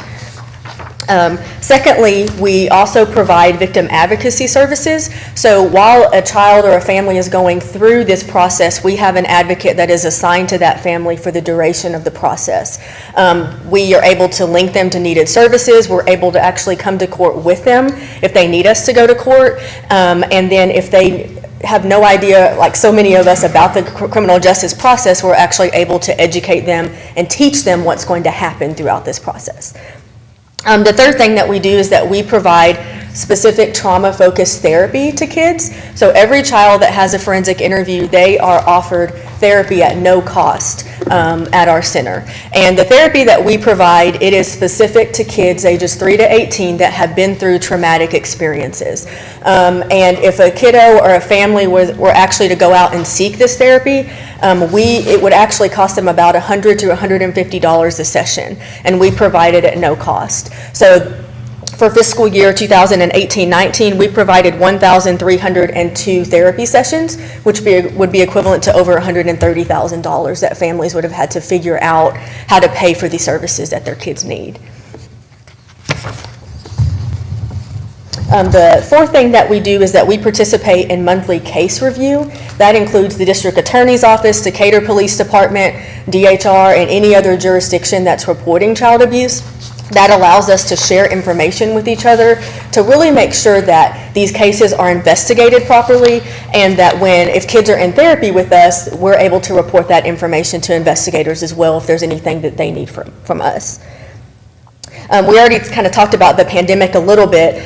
We have continued to provide services through this time because we have found that unfortunately child abuse does not stop, even through a global pandemic. So we quickly pivoted how we provide services. We continue to provide forensic interviews as needed. We're able to provide interviews for law enforcement even if it's after hours or on weekends. If there's something that they need a child to be interviewed immediately, we're able to respond to that within 30 minutes to an hour to meet them at our office regardless of when it is. In March, we actually created a toolkit for caregivers to walk through the pandemic process, how to contact the health department. We gave them all of our personal information so that if they need to contact us through this time that they could, and also just tips about walking through your kid, with your kids nonstop, 24/7, and kind of the pressure that puts on parents and who they can reach out to get help with that. In April, our therapists actually started providing telemental health services. And so we are providing therapy now through platforms such as Zoom and other HIPAA-compliant platforms, so that therapy has not stopped either. We have truly just continued our services. We just had to kind of think differently about how we provide them. But many families had said that they actually enjoy doing therapy that way because they can be at home, they don't have to take off of school or work necessarily, and they've asked us to keep that service, so that's something that we're going to do for them as well. I briefly talked about this, but we're unsure what the coming months look like, but we do increase that there will be a surge in child abuse cases, and DHR has also kind of prepared us for that because we do think that once those kiddos get back into the classrooms that they will start telling, unfortunately, things that have been happening to them. If that crystal ball clears up, make sure and let us know. I'm sorry? If that crystal ball clears up, Oh, see the well, picture. I think we're all kind of in the same place. In addition to the services that I've already mentioned, we are in the process of obtaining a facility dog for our center, which we started about 2 years ago, way before the pandemic started. And it's about a 2-year process.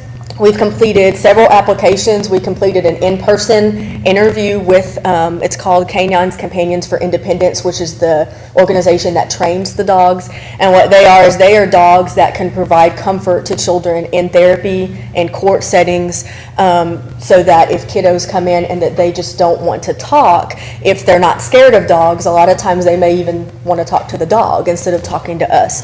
And so we have 2 staff members, myself, I'm one of them, that will be the handlers for that dog, and they will come, when we go back to the office, he or she will come to work with us, and they will be able to go into forensic interviews and therapy sessions. And so that will be available. We're excited for our clients as well, but just for the court system, so if the district attorney's office or whichever municipality says, hey, we have a family or an individual that they're going to court, but they're really scared, could you come up here with your dog? Then we would be able to provide that service to them as well.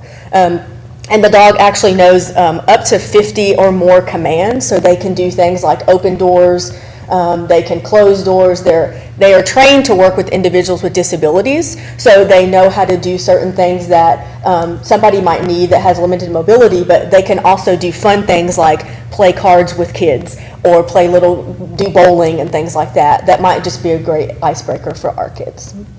So, as noted, the CAC works closely with Decatur Police Department, and we have a child-friendly environment. I've already kind of talked about how we're able to provide services just whenever Decatur PD needs or other municipalities need. The City of Decatur appropriation is one of our 4 main funding sources.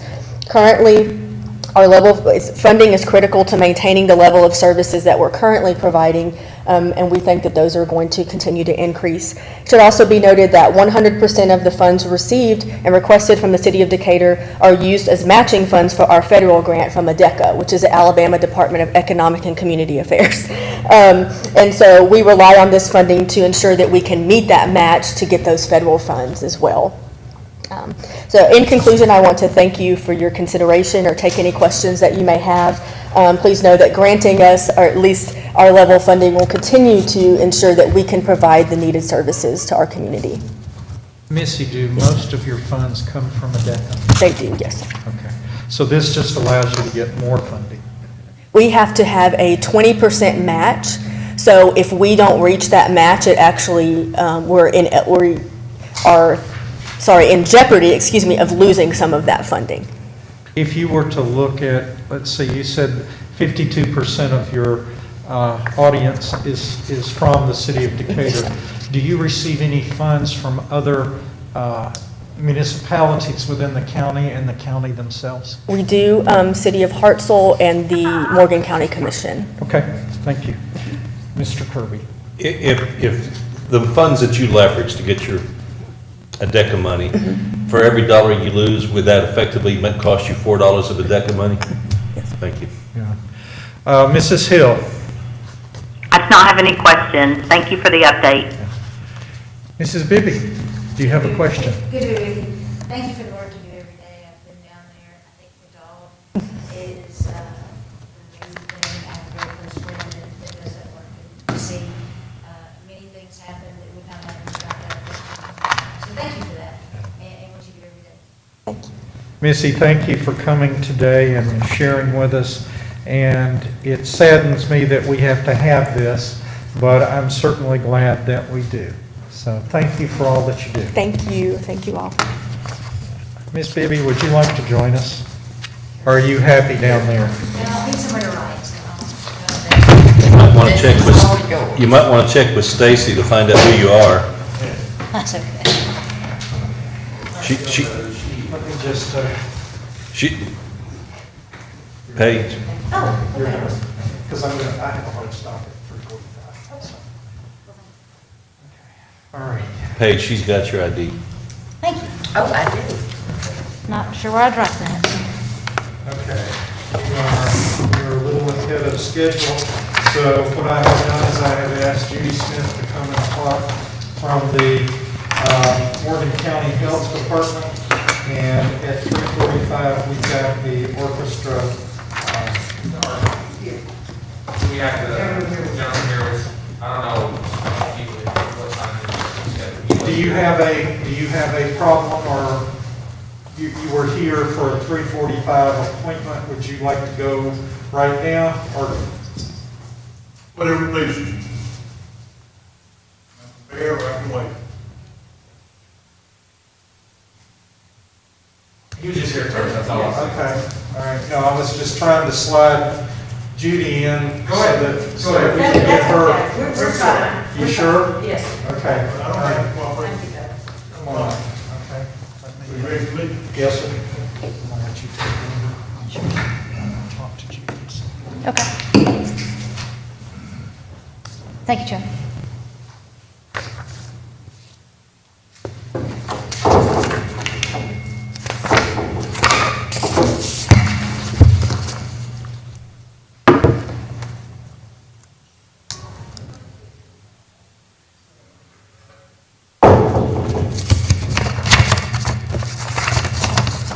My name is Roger McWhorter. I'm the financial officer for Orchestra Sul Ponticello, which is Italian for orchestra near the Little Bridge. Sounds real fancy, but that's what we are. We're requesting a grant from the City of Decatur for $20,000. It allows Orchestra Sul Ponticello to expand the number and quality of performances. We have no paid employees. Officers, directors donate their time. Professional musicians are paid $100 per performance, including rehearsals. Students are paid $50. Each performance costs between $7,000 and $15,000, depending on the music selected. Cost of musicians, sheet music, advertising, venue rental, which is the largest single cost, audio equipment, and rehearsal venues. Our conductor has to rewrite sheet music for each category of instrument: string, woodwind, brass, and percussion. This coming year, we will likely present problems in fundraising due to less income caused by the virus to the people who so gladly donate to Orchestra Sul Ponticello. The City of Decatur has spent years improving the overall appearance of Decatur, including sports complexes, new schools, beautifying our entrance on the causeway, beautifying the downtown, and the like.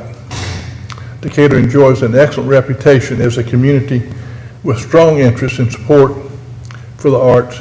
As a performing art, Orchestra Sul Ponticello represents a significant contribution to the arts environment of Decatur. Funds awarded by the city will have a direct impact on Decatur by attracting new residents and improving the arts environment for the current residents. Last year, we had 4 concerts with 129 students involved as musicians and choral groups. In one performance, we had 45 students performing. By including students, it gives them the opportunity to move from the teaching and practice stage to performing with professional musicians. All funds are raised from the donations from the community, most in the amount of $50 to $500. It took a great deal of effort to raise the $60,000 needed in 2019, and we came up short by $22,000, which caused us to cancel 2 concerts.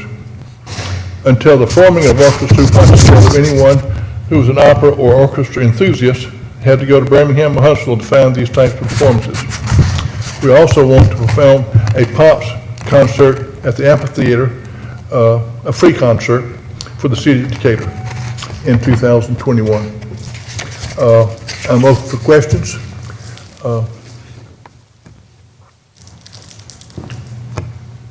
I don't have any questions. I don't either, Mr. McCord. Thank you so much. I don't think any No questions. questions, Ms. Hill? thank you. I'm sorry? No questions, Okay, sir. thank you very much. Thank you. I look forward to hopefully y'all considering our grant. Without it, we're in great trouble. Thank you so much. Thank you, sir.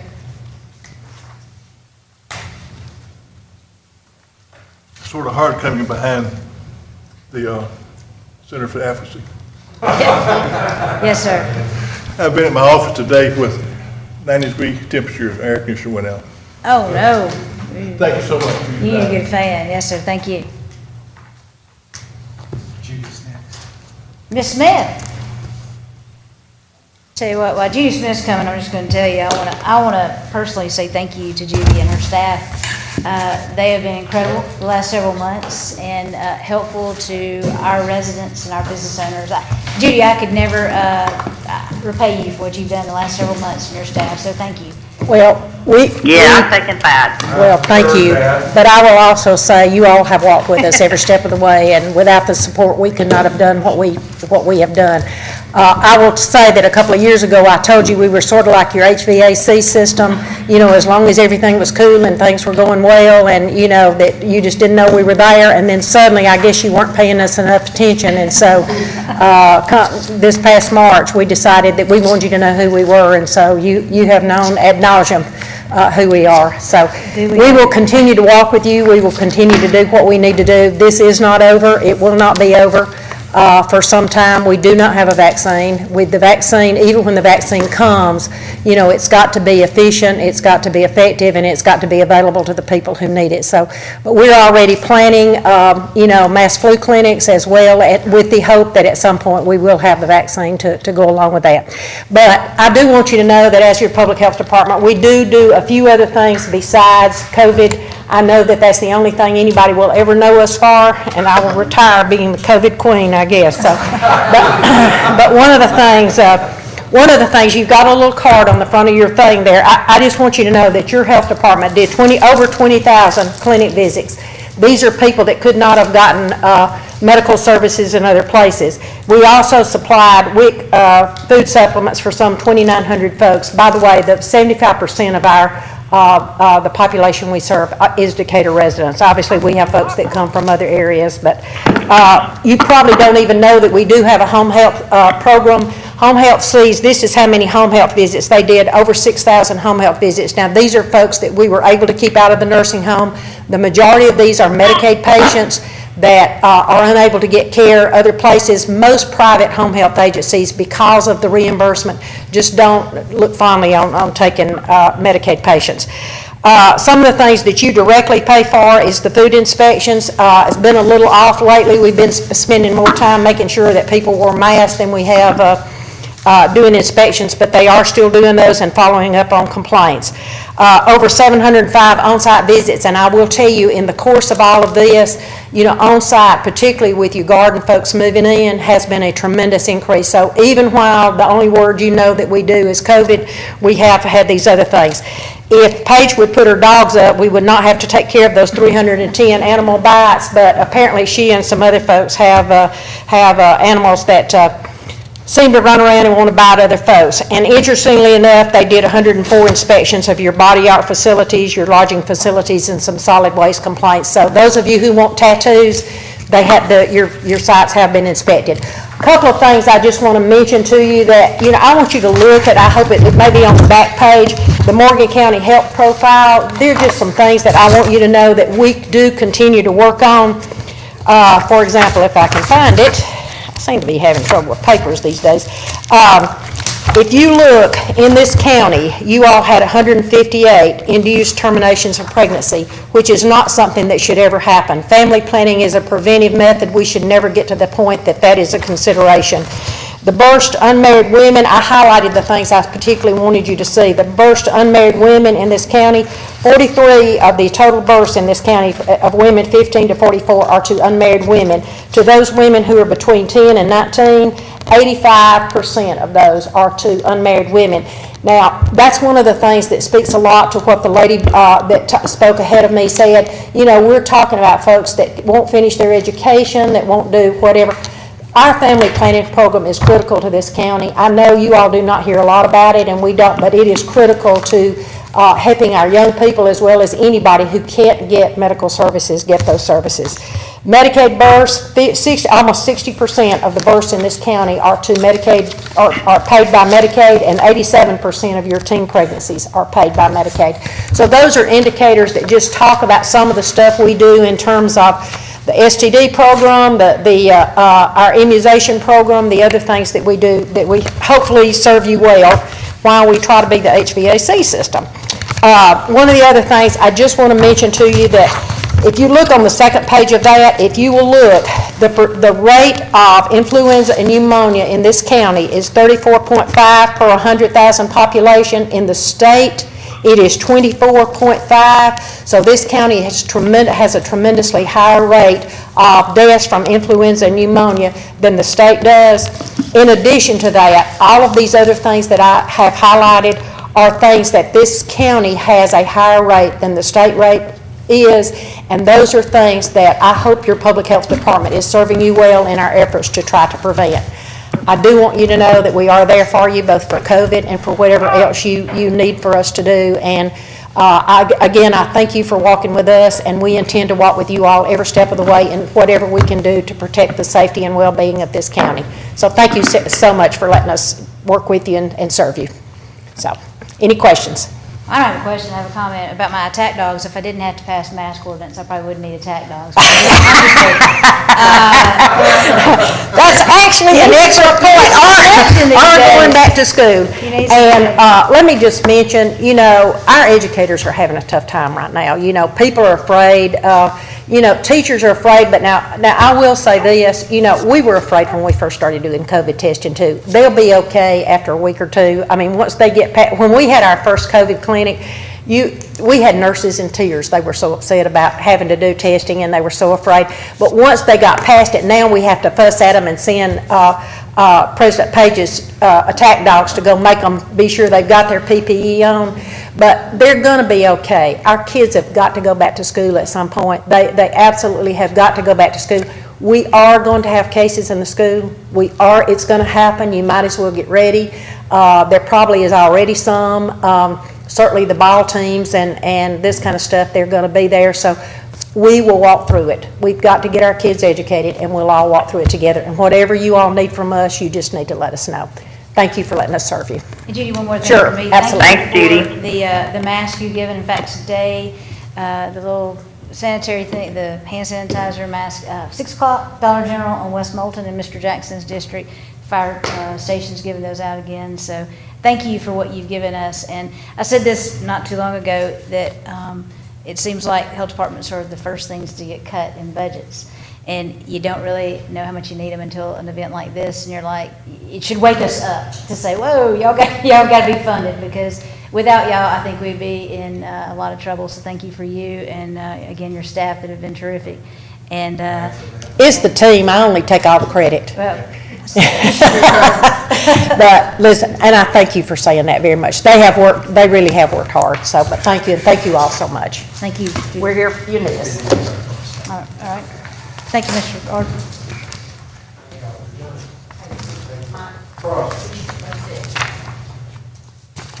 I'm not getting it, but.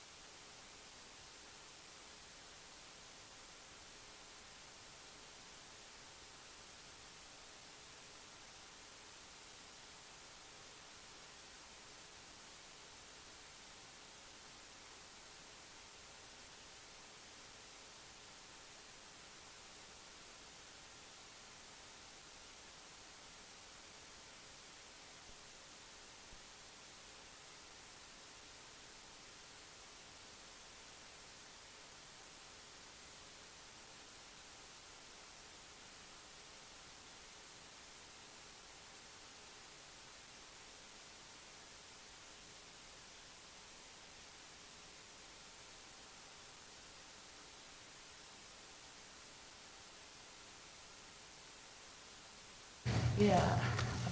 This is not senior council, this is senior center. We're the same thing. Okay, so senior council. Yes. Is what we have, okay. Very good.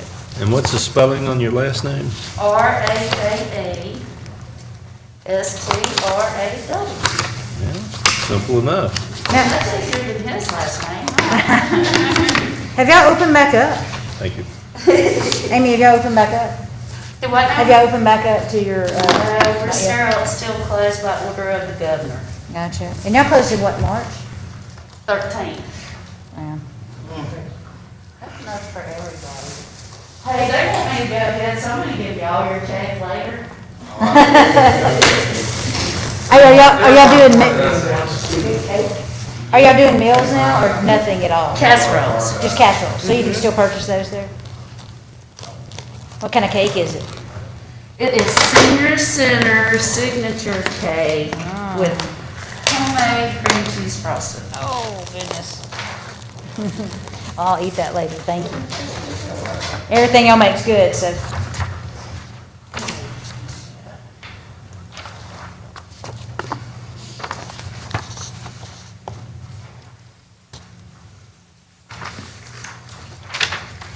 Who have I missed? Have I missed has the princess been here yet? Yes.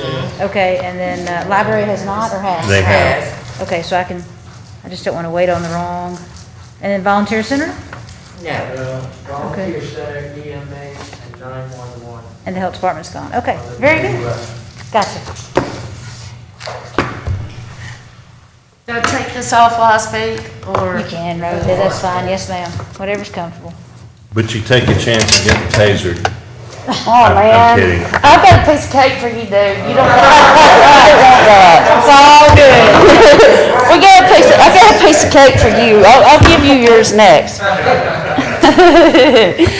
Hi, and thank you so much for having me. I'm Amy Rakestraw, and I'm the director at the Decatur Senior Center. I'm sure the past 2 days have been grueling for all of you, and you've seen all kinds of charts and graphs and reports, but I feel certain nobody else has brought you such a tasty visual aid. That is our signature senior center cake. I thought I'd let our cooking do part of the talking today, so please enjoy. We're located on Memorial Drive, and we serve a hot homemade lunch 4 days a week to about 1,000 folks each month. Our food is delicious, and all of our groceries are purchased locally, often from the farmer's market. Our current health rating is 94, and the plate lunches are our primary source of income. We're very, very proud of what we serve. But feeding folks is only part of what happens at the senior center. The center is where seniors truly matter. We treat them like rock stars. They're in charge. They choose what activity they do, when and how they want to do it, and with whom. They often choose what we have for lunch too. Each of them is very important to us, and we treat them with respect. We call them by name and often know their pets and their grandchildren's names as well. We know their individual dispositions and personalities, their habits and their likes and dislikes. They're very, very vocal about their dislikes. I know a lot more of their dislikes than I do their likes, I'll be honest. We know them very, very well, so we notice when something's not quite right with them. We give them a place to belong, but we also act as a second set of eyes on the status of their well-being. Please take time to read a copy of that success story that I gave you. It describes a situation in which it really mattered that we were so in tune with one gentleman's schedule and habits. We are by far the largest senior activity center in the county with 748 participants and 60 different groups who meet there. I would imagine we are larger than all the other senior centers in the county. There are 7 or 8 that are governed by the county commission, and I think we probably serve more people than they do all together, but I don't have their statistics. 80% of our participants are Decatur residents. Activities range from billiards to bunco, dominoes to dulcimer lessons, and bridge to board games. I can bore you with a bunch of statistics about the correlation between staying active and staying healthy. It's a no-brainer. But the bottom line is, if you feel like you matter to someone, if you have a purpose, and if you have something to look forward to, you feel better both physically and emotionally. That's true for all of us, not just seniors. You stay engaged and active in the community, and you delay institutionalization, meaning assisted living, nursing home, home health. We provide all of these things to our seniors and more. We not only keep them active at the center, we keep them active all over Decatur. We make them aware of volunteer opportunities, community events, and fundraisers that support other nonprofits. We help keep them and their disposable income moving around town. We are both vital and essential to this community's quality of life. Our attendance number, more than 12,000 instances of participation last year, speaks for itself and indicates that the need for our senior recreation facility is tremendous. Prior to the COVID-19 outbreak, we had gained new groups, we had gained new participants, we were selling more plate lunches and casseroles than we ever predicted, and we were on the upswing. We're certainly doing all we can to perpetuate that momentum. The unfortunate closure of the center due to the pandemic has only reinforced how important we are to those we serve. We have called our seniors to check on them, we've run errands, we've brought groceries to their homes, we've delivered casseroles, and most of all, we've just listened to their concerns. It's not just a job, we truly love these people. We have sold casseroles curbside each Thursday since we were closed by order of the governor on March 13th. Current order is due to expire August 31st, but that easily could be extended depending on what happens when school's open. Our most expensive item is $12, and y'all, we have generated more than $20,000 worth of income just since we closed down with our curbside casserole sales. I'm very, very pleased at the hard work of my staff. It doesn't compensate for the additional potential $35,000 we lost on plate lunches by being shut down, but it certainly has kept us afloat and relevant. I've had to furlough 2 of our 5 employees, and that was hard on me and hard on our team as well. Our reopening will bring new challenges, both in service delivery and in the cost of safety, but we're so anxious to get back to whatever normal is. What we do at the Decatur Senior Center is both subtle and yet profound. Our services stave off isolation, give them a place to socialize, help them maintain 50-year-old friendships, and help newcomers form new support networks. As a result, they remain active, aware, and involved. We serve as their event center, mental health clinic, restaurant, post office, wellness checkpoint, bank, phone book, hub of information, dance hall, and gossip parlor. I get told daily, I just don't know what I would do without this place. We do so appreciate the use of your building, and we're pleased that you've allocated funding to our organization in the past. We are excellent stewards of your property, and we are excellent stewards of your funding. The bottom line is we cannot do this without you. We are an essential service to a tremendous population that is only growing. Please allow us to remain vital in serving the people who built this community. Thank you so much. Thank you, Amy. Any questions? I just had a couple, and it's just to understand the numbers. About how many clients a day come in there? Typically between 100 and 120. Okay, that's roughly 4 days a week approximately. It is, yes, You yes. have all day. Yes, when we are open, we're open Monday through, Tuesday through Friday. And I know you have clients all over the county. Do you have a part of Decatur that the majority of your clients come from? It's all spread out. I would say the majority of our clientele comes from Southwest Decatur, primarily because Southwest Decatur is so big. Is it primarily the older areas of Southwest, or is it spread all? No, they've moved into all those swanky little garden homes and stuff. Okay, thank you.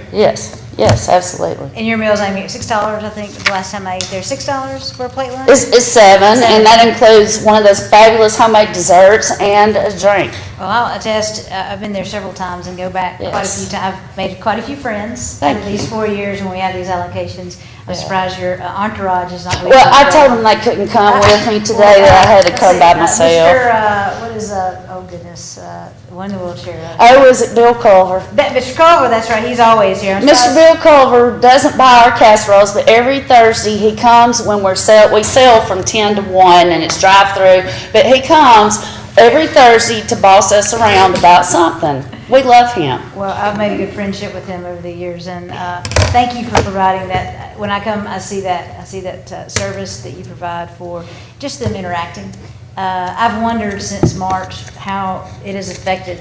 Well, initially, when they were coming to get their casseroles, they were expressing to me, I just don't feel as good physically. And I went to the doctor last week, and for my it's not anything, it's that I don't have anything to look forward to any longer. And that really reinforced what we do that's so subtle, you know.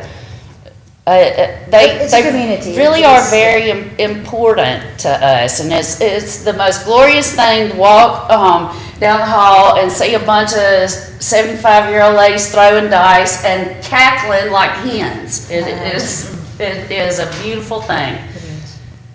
And you sell casseroles on Thursdays. Give me that time again, so everybody, because they're excellent casseroles. From 10 until 1. 10 to 1 over there. You just drive through and get them. They're excellent. I haven't had a bad one yet. Anybody can buy them, so I would tell everybody to go try those out. Several of the ladies from the finance department, when we're open, will come and eat lunch, you know, twice a month or something. So we have expanded, since I've been director, we have really expanded our community base. And though this pandemic has provided obstacles that I'm not really sure how we'll overcome, we're going to figure it out as we go. We have certainly increased our casserole customer base. Number of them are our participants, but a number of our casserole purchasers are people that have heard about it, seen it on Facebook, gotten one from a friend, and our customer base has truly improved. Good. I'm Yes. glad. It should. It's great food. Never had a bad meal there. Thank you. And thank you for what you do, Amy. Christy, do you have any questions? I guess Christy may not be on the line, or she may be muted. Don't I'm tell not me sure. Christy missed my. She probably has us muted. That boy may be crying in the storm right now. Amy, the only thing that, looking at the future, we have the other senior center here that uses Turner Shirtles. And I think you and I have talked about it before, and Christy and myself and you have talked about it. In the future, you know, we've talked about combining those. I know a lot of your group is not in favor of that. Do you see that in the future because of COVID and the potential what's out there? I don't know. I mean, we're looking, hey, this is all new for all of us. And I believe the service you provide is essential, because you are extending the life and you're extending the brain power, and you're giving these folks reasons to get out every day. And how can we make that better for you and bring the two groups together, or do what we need to do in an efficient manner? Our service models are just totally different, so that if we did ever combine, it would mean we would both have to change our service model. The majority of my clientele does not qualify for meal programs. Right. Our groups they have private meeting rooms. When I first took over as director, I had 3 pages of things. I was gonna have the police come do a talk, and somebody about phone scams and stuff. One told me, girl, well, I don't wanna come here about Medicaid, I'm here to play bridge. You know, all their rooms are they don't want me planning programs. I got real embarrassed first year I was director. I had school children come sing to them. And one of them told, you are not going to interrupt my canasta game over this. You know, so our service models are different. I do see that we could come together at some point in the future, and in every new client information packet I pass out, there's also a flyer for Turner Searles.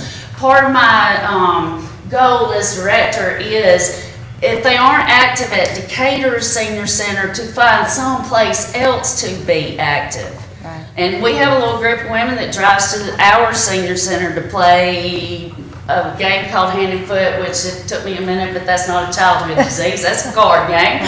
They play Hand and Foot, but 2 days a week they play at the senior center in Hartselle, and that makes me happy. I want them active everywhere. That's why we take field trips to the Princess. And I have a whole board called the community board where I take everybody else's event flyers and put them up there. I want them moving.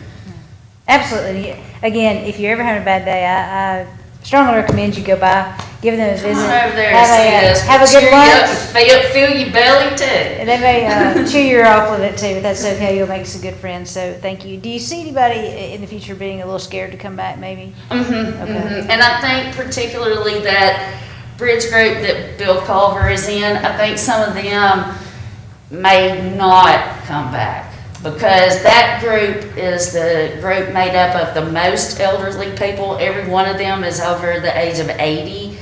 And I think some of them, you know, it's part of the problem with how we're going to reopen is, how do you play bridge from 6 feet apart?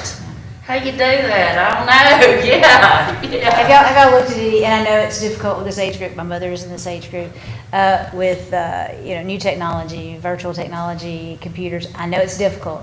But if you got, maybe if we partner with the school system and had some of their kids go in and teach how do you use the FaceTime, or how do you use all the amenities, some may be receptive to it. Sometimes, some days my mom is, some days my mom press isn't. me, telling me about their family Zoom dinners and stuff. I'm like, wow, you're a little further than I am. Well, I think the interaction is important, and I do. whatever we can do in the future to help that interaction continue, please let us know. Oh, absolutely. Well, thank you so very much for your time. Thank you, Amy. What is that game? I'm not sure how you play it. Is it dice, cards? No, it's cards. Okay, Card cards. game, just like Jack or any other game. Gotcha. Thank you, Amy. And I will enjoy this cake a little later. Trust me. I don't know what I can eat. I'll take bangs. No, I'm kidding.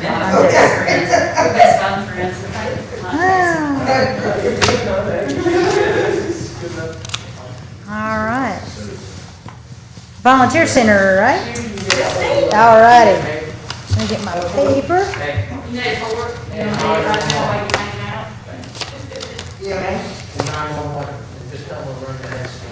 Yeah, we're going. Volunteer Center, there we go. I have to find my paperwork. And if you will, for the record, state your name and what organization you're here with, and what are y'all asking for the press there? Sure, absolutely. I'm Quay Lively. I'm the Special Events and Fundraising Coordinator for the Volunteer Center of Morgan County. And just want to thank you all for giving us this opportunity today to come and request. What we've asked for in the past has been about $7,200, and we would love for that to happen again. And I wanted to give you guys some numbers. I usually speak off the cuff, and I'm very comfortable, but with numbers, I got to read it because I don't want to leave anything out or get any numbers wrong. So we have been around for 49 years. I can't believe our 50th year is coming up. And first of all, I want to talk about how many people and children, elderly and youth that we served this past year, because I think numbers speak volumes, and I think we're very proud of these numbers. And certainly with COVID this year, those numbers and needs have not gone away, but in fact have gone up. So, in 2019, we provided wheelchair ramps and small home repairs for about 15 elderly citizens in Morgan County. And Casey, our Coleman, our executive director, has a list, probably 6 foot long of needs of this year of home repairs and wheelchair ramps. And we have amazing volunteers that do that. We help kind of organize that and get those set up and going.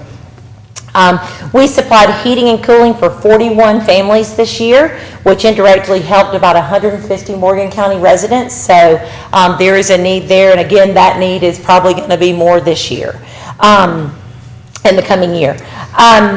We also helped feed over 324 families with donations from Canathon and over 1,000 with donations from Barrels of Love.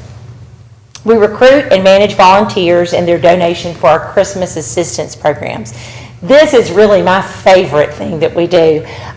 We have several programs that we run through this. And what we do is we manage the volunteers and their donations through Christmas assistance. Those programs are our Teen Christmas Assistant program, which we actually get people in the community to adopt a teen. A lot of times the teenagers get overlooked. We tend to get things for the little ones, but the teens get overlooked.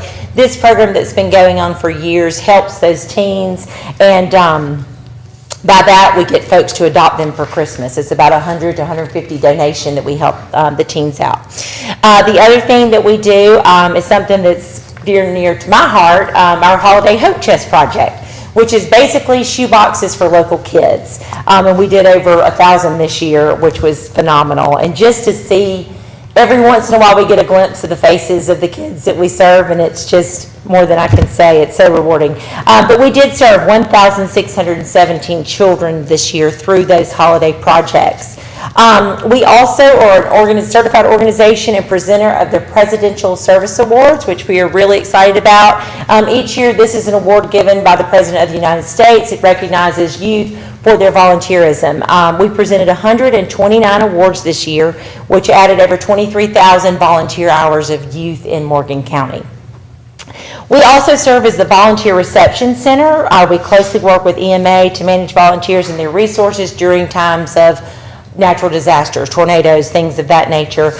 This year, COVID-19 was new territory for us, but we did provide over 450 masks to the community.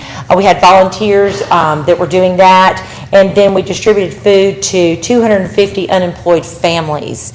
So we were able to help in that respect as well. We have 3 fundraisers throughout the year, and due to COVID-19, our two biggies, which was, you all are familiar with Taste of the Valley, we canceled that the Friday before the Monday where it all went, crazy with COVID. So we didn't get to have that event. Luckily, our sponsors were so generous to just allow us to keep those donations. And then, of course, we have our Wild West event, which is a fun night that comes up in November. It's a big dinner, and of course, our plans are up in the air on that, but it's looking like, with the trend being social distancing, that would not be the best thing to do. But we do have an event coming up called Paintings for a Purpose. This is our 3rd year doing it. I'm super excited about it. We've turned it into something virtual. We had to get creative, and I'm sure you guys know everybody's having to get creative, especially in fundraising in this COVID process. But we're having a 3-day auction August 25th through the 27th. And we're really looking forward. We got over 45 artisans that are participating in that, so we hope that will generate some income as well. But your money in the past has been such a great help to us. We run on a low budget, and anything that you guys are able to provide would be great. And if y'all have any questions, I will try my best to answer them, and if I can't, I'll get back to you. Casey Coleman, our executive director, is in Texas right now, so I'm speaking on her behalf. Thank you for being here for Yes. No question. Christie. Christie's honor, we're on mute. That's fine. I want to say thank you. A couple years ago, when we had our big windstorm, the Volunteer Center was significant in Yes.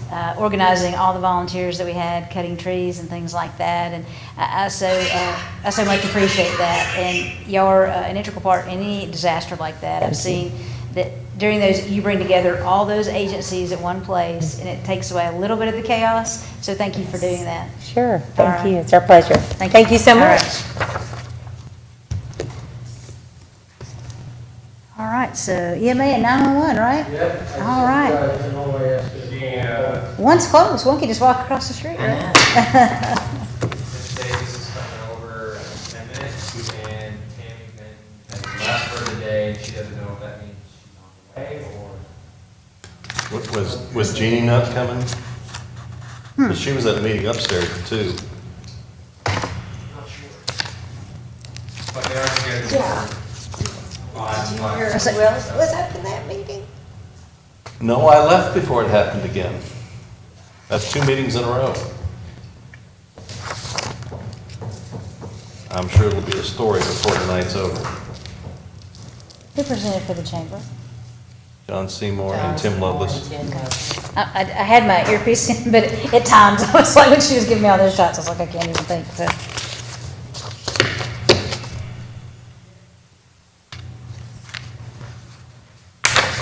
Stacy, I left because I could see the same old development. I just left because I could feel the same I'm old, sorry? same old. Biden's name Who is it? Camilla Harris. Well, that was a given. I thought he'd go that way. You know, the Bottoms lady, I like her experience though is so, it's small. I like her, I like her character, I like her, the Bottoms, from Atlanta, the mayor of Atlanta.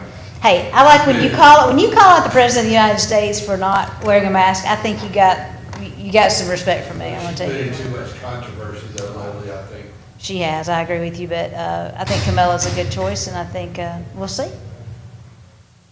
I think he had cornered himself in, I believe, anyway. He got, yeah, pretty much.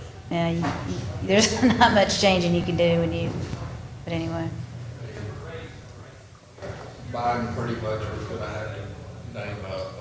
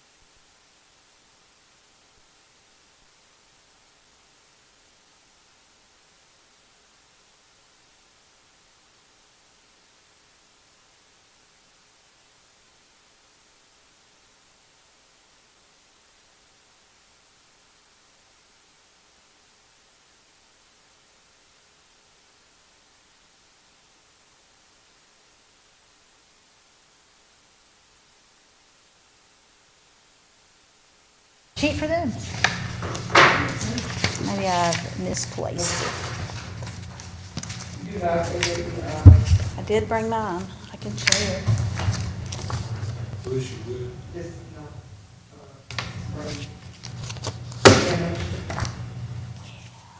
That's fine, I make notes. Go ahead, Brandy. If you will just say your name, the organization you represent, and what financial aid you're looking for the press, Mr. Bain there. Brandy Davis, Morgan County Emergency Management Agency. The amount of our request, according to this paperwork that was prepared before I was in this position, is $74,277.35.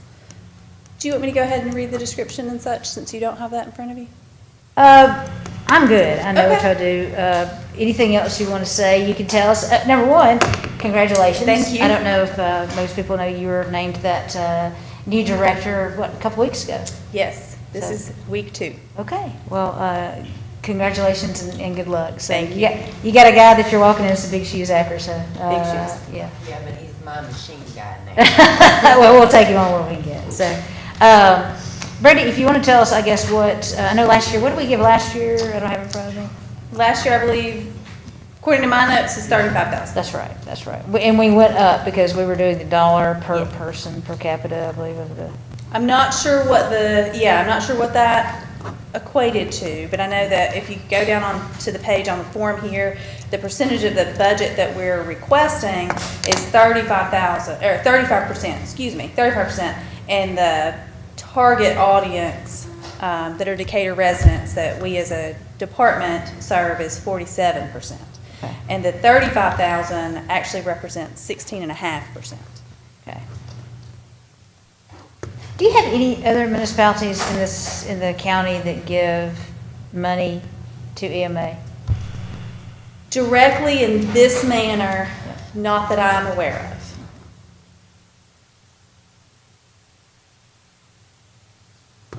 What, and you may not notice that you're going off paperwork last year. Do you know what that money was spent on last year? You probably have a good idea.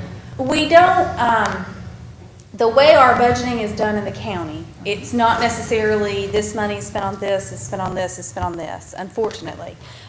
So basically, we have our budget, our line items, and that, where that really comes from is in the mix. Okay, so you have like a general fund and everything kind of comes from that general fund? Right. I know y'all are instrumental in when we have bad weather. I love to come down there. I call it the Bat Cave. The Bat Cave, okay. If you've not been there, it's a really interesting place to go when there's some bad weather or anything interesting going on. And you have some great employees, I tell you what.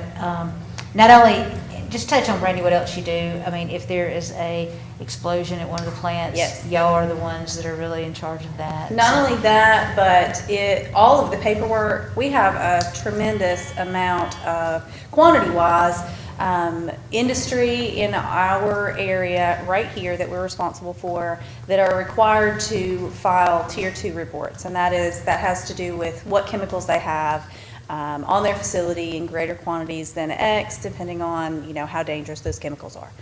So we have a lot of responsibility there, and we also host those LEPC, Local Emergency Planning Committee meetings. So we have a good relationship with our industry. We try to keep that, and we have a lot of responsibility if something bad were to happen, God forbid. But we do have a lot of coordination, and we're kind of the repository of what bad is where. So that we can help our responding agencies go to the right place and use the right thing to take care of the problem. We get those calls a lot, probably as much as weather, depending on the trends, and we try to respond to that. It's not something that the general public knows that much about because it's usually a call to us that this is going on and then it's taken care of, and it's not necessarily something that would affect a wide population, because it's usually very easily taken care of. We have some responsibilities with the railroad as well, that kind of thing, what's transported through. And of course, the interstate, what is affected, what affects the county. The other big responsibility we have, of course, we do the weather, we do the chemicals, and then also Browns Ferry.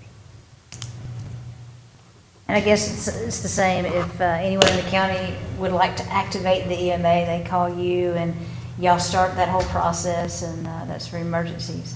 I know that we've had a couple that we've had to declare here. We've had the flood, we've had the windstorm, that it ran so smoothly going through y'all. We appreciate that, and it's always good to have someone kind of calm the nerves during something like that, and information that y'all are given by the federal government as well as state government that you feed to us for our residents is important, so thank you for that. You got some great workers. I'll say Dee Dee, she works directly with Browns Ferry. Yes. And then Trent, who works Yes. directly with the FEMA programs, and they offer free programs anybody can go to, which I think is a great thing for the residents to know and things like that.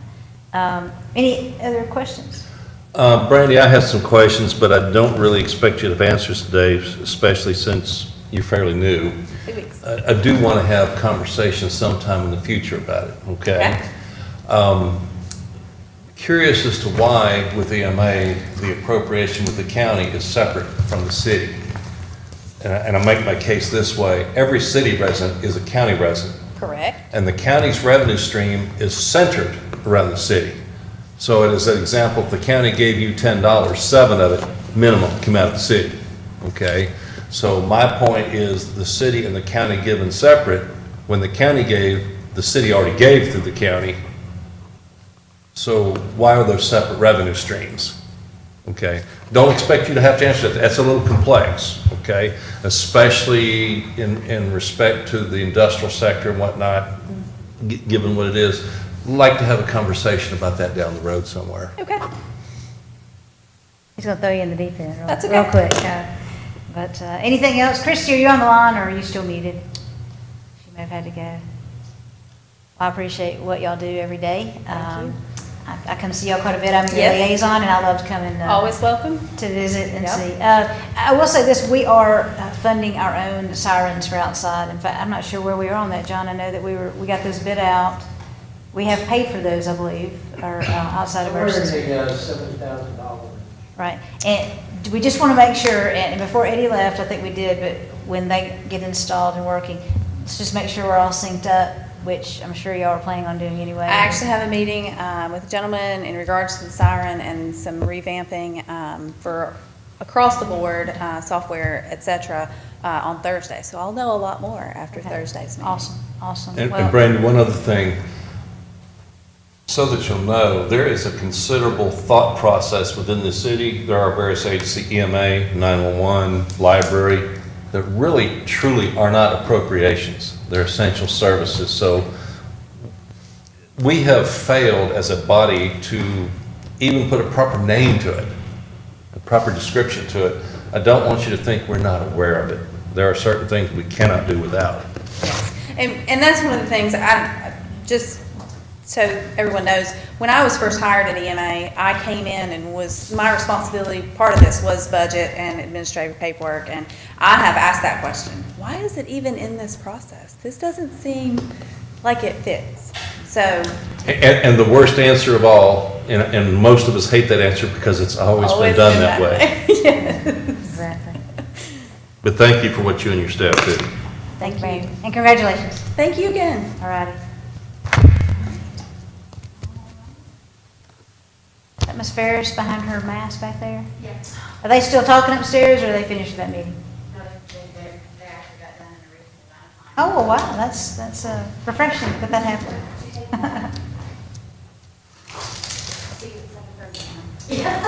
Thank y'all. See ya, thank you. All right, Ms. Ferris, you ready? And I don't think we have any paperwork, do we, John? Okay. No, not this time. Okay.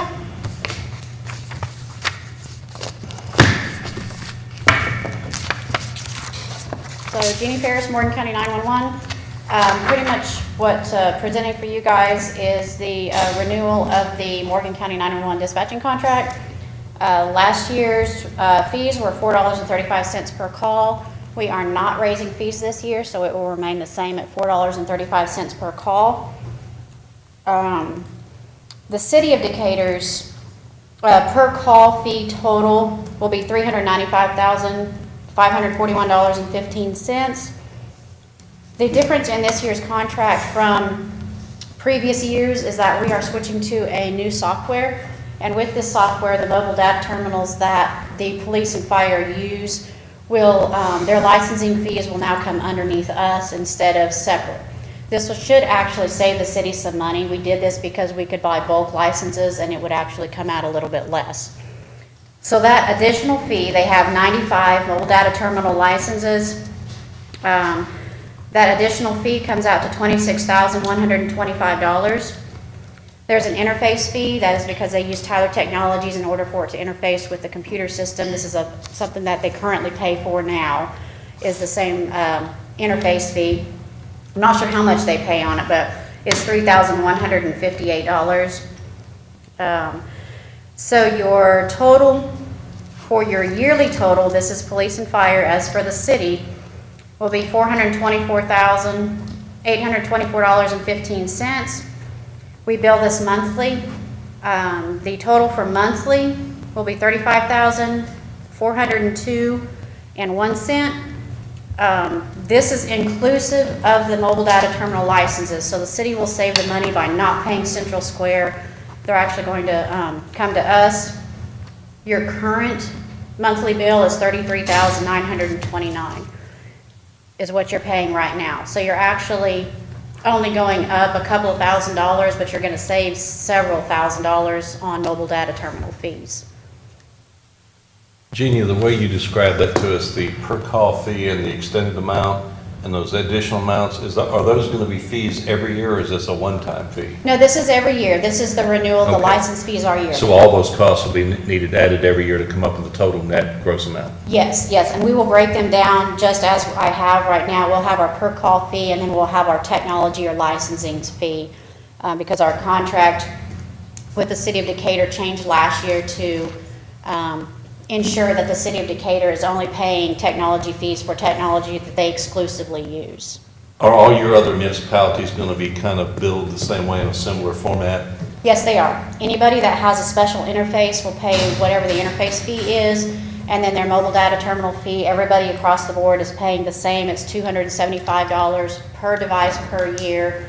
Every agency pays the same. Thank you. So every municipality, I know that was a question in the past, some municipalities did not pay at all 911 fees. So everyone now is, every small town is paying their fair share. Yes, and if they want a mobile data terminal, there have been some that have been piggybacking per se on someone else's licenses. Well, that's no longer going to be. They'll be paying their own. Let me ask John. John, can we take out of our budget then the licensing for the fire and police? And if so, what does that take out of our budget? Okay. We talked with Brad before. The city of Decatur has their own Central Square, which is the company contract for their mobile data terminal licensing fees. And so I honestly don't know what that amount is. So we need to know what that number is. So we, I need some documents so I can. okay. Can you get with Brad on that? So we, as a city, would not pay the Central Square anymore. Y'all pay that fee for us? Correct, correct. You will eliminate your Central Square contract for those data terminal fees, and that will come through us. We'll find out what that is. And then one question, and it's kind of we do a hit and miss with calls because it's per call. Mm-hmm. And so I know last year, I believe, we did get a refund because we didn't hit that per call number. What are our calls to date? Well, we bill a year behind, of course, so this is what I have, the information I have right now is your 2019 call totals. Okay. Your Decatur Police Department, and these are again dispatched calls. These are not necessarily incoming calls, but dispatched are 83,660. Your Decatur fire calls are 7,269. 83 and 7? Yeah, so 90,929 are the total number of calls that the city is being billed for. And what about just ambulances? Do you have that on there too? What time? I don't think I have the ambulances because they actually get billed monthly on their per calls, and I don't have their current totals for these because they get billed monthly. Okay. And then I think a couple of years ago, Chief Allen helped clarify this. So per call. So let's say I'm at the intersection of 6731, which is a huge intersection. See a bad wreck. We know at least 5-10 people are going to call 911. we get charged for one time for the accident Yes. for each Agency. department that it calls. Like if we Yes. call the police or the fire, we're just gonna get those $4.35 for each of those agencies. Yes, we Okay. do. Per dispatch is maybe a better word Okay. for it. If we send the police response on it, you get it one time. We don't send you for 10 times for the same incident. So you get one charge for the police and one charge for the fire. So 100 people can call in the same accident. Yeah. We just do, the max It's is just- $8 and whatever that is. Right, yes. Gotcha. And we remove duplicates and calls that were canceled prior to dispatch. Is that always a manual process to try to sort that out? It is, our CAD system will run the reports and we can just eliminate what we don't want by the dispatcher coding it as either a duplicate or a not needed or a canceled. We have disposition codes and so we remove those from the report. So it's not. It's got to be difficult.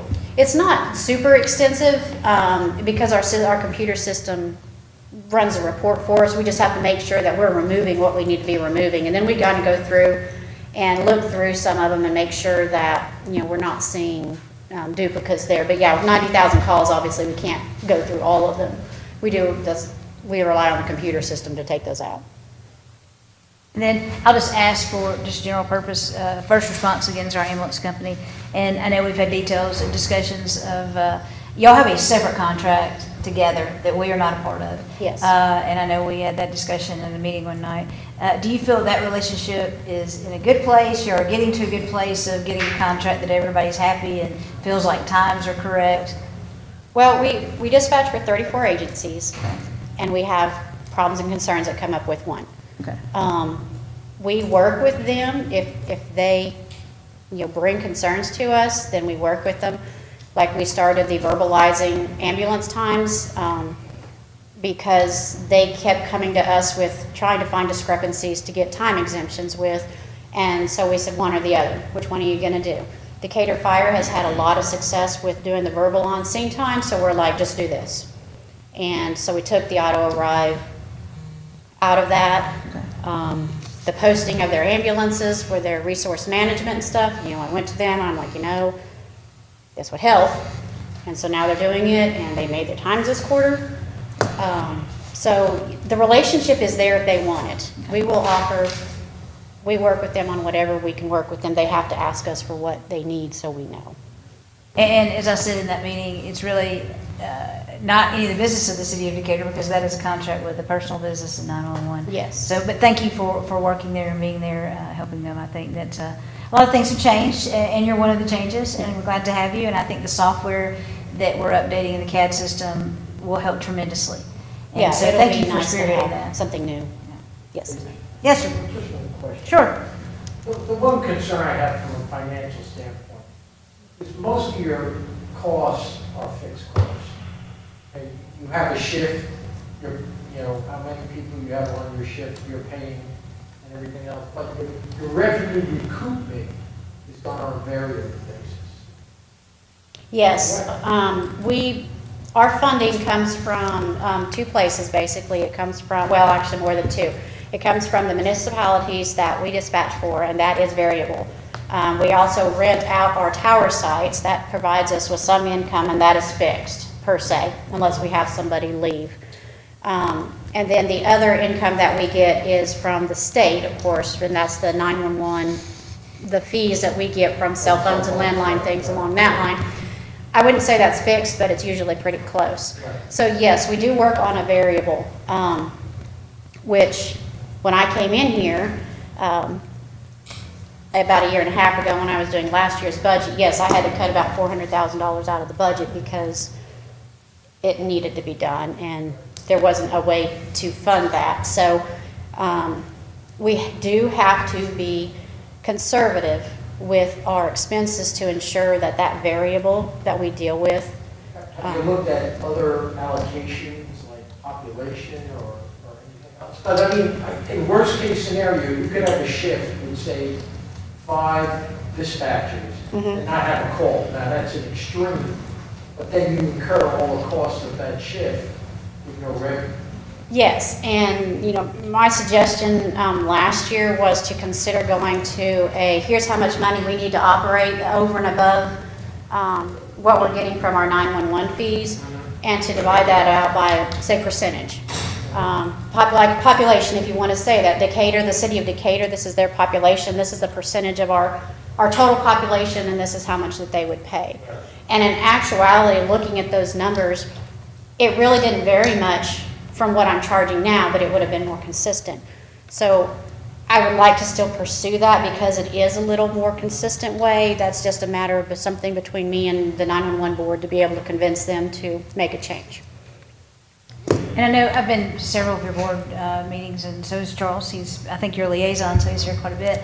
I know your board has talked the last year about your facilities, and there's some needs there. Is that owned by the county or state up there? No, that is actually our facility. Okay. We own it, so we own its problems. There you go, okay. And we are in the middle of a renovation project.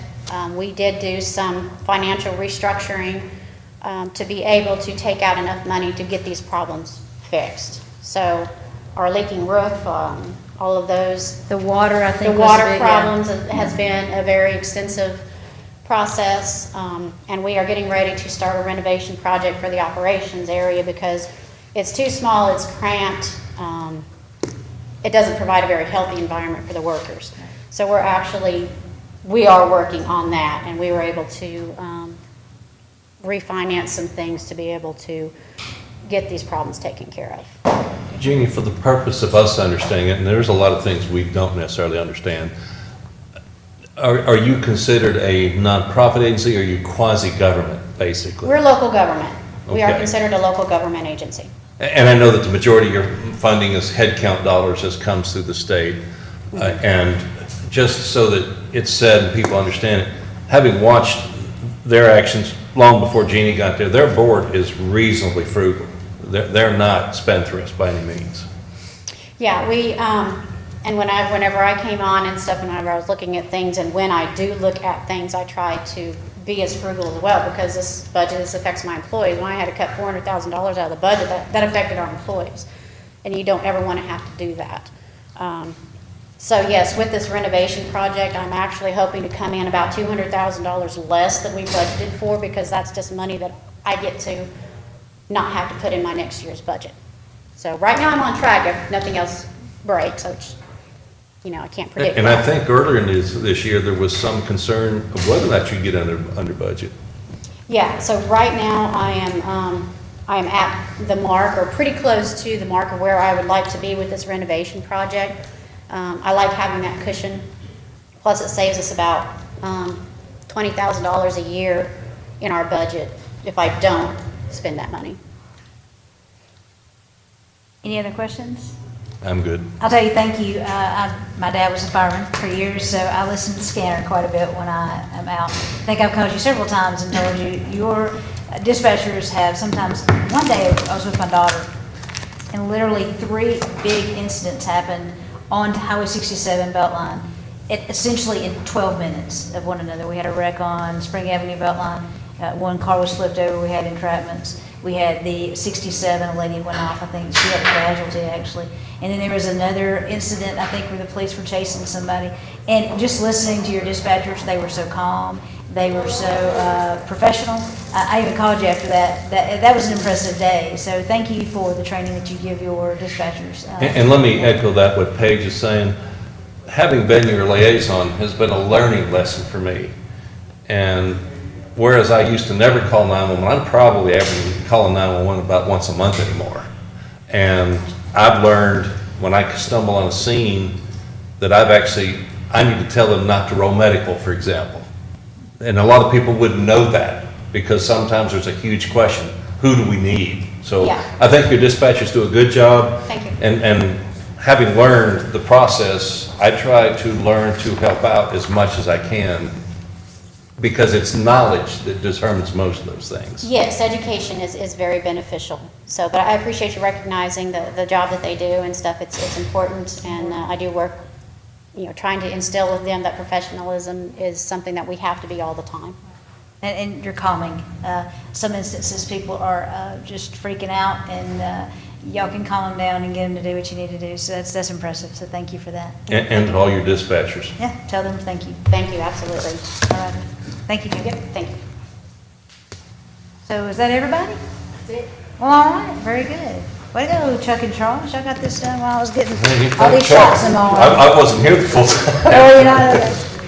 No, keep it. Okay. I stuck Chuck with it.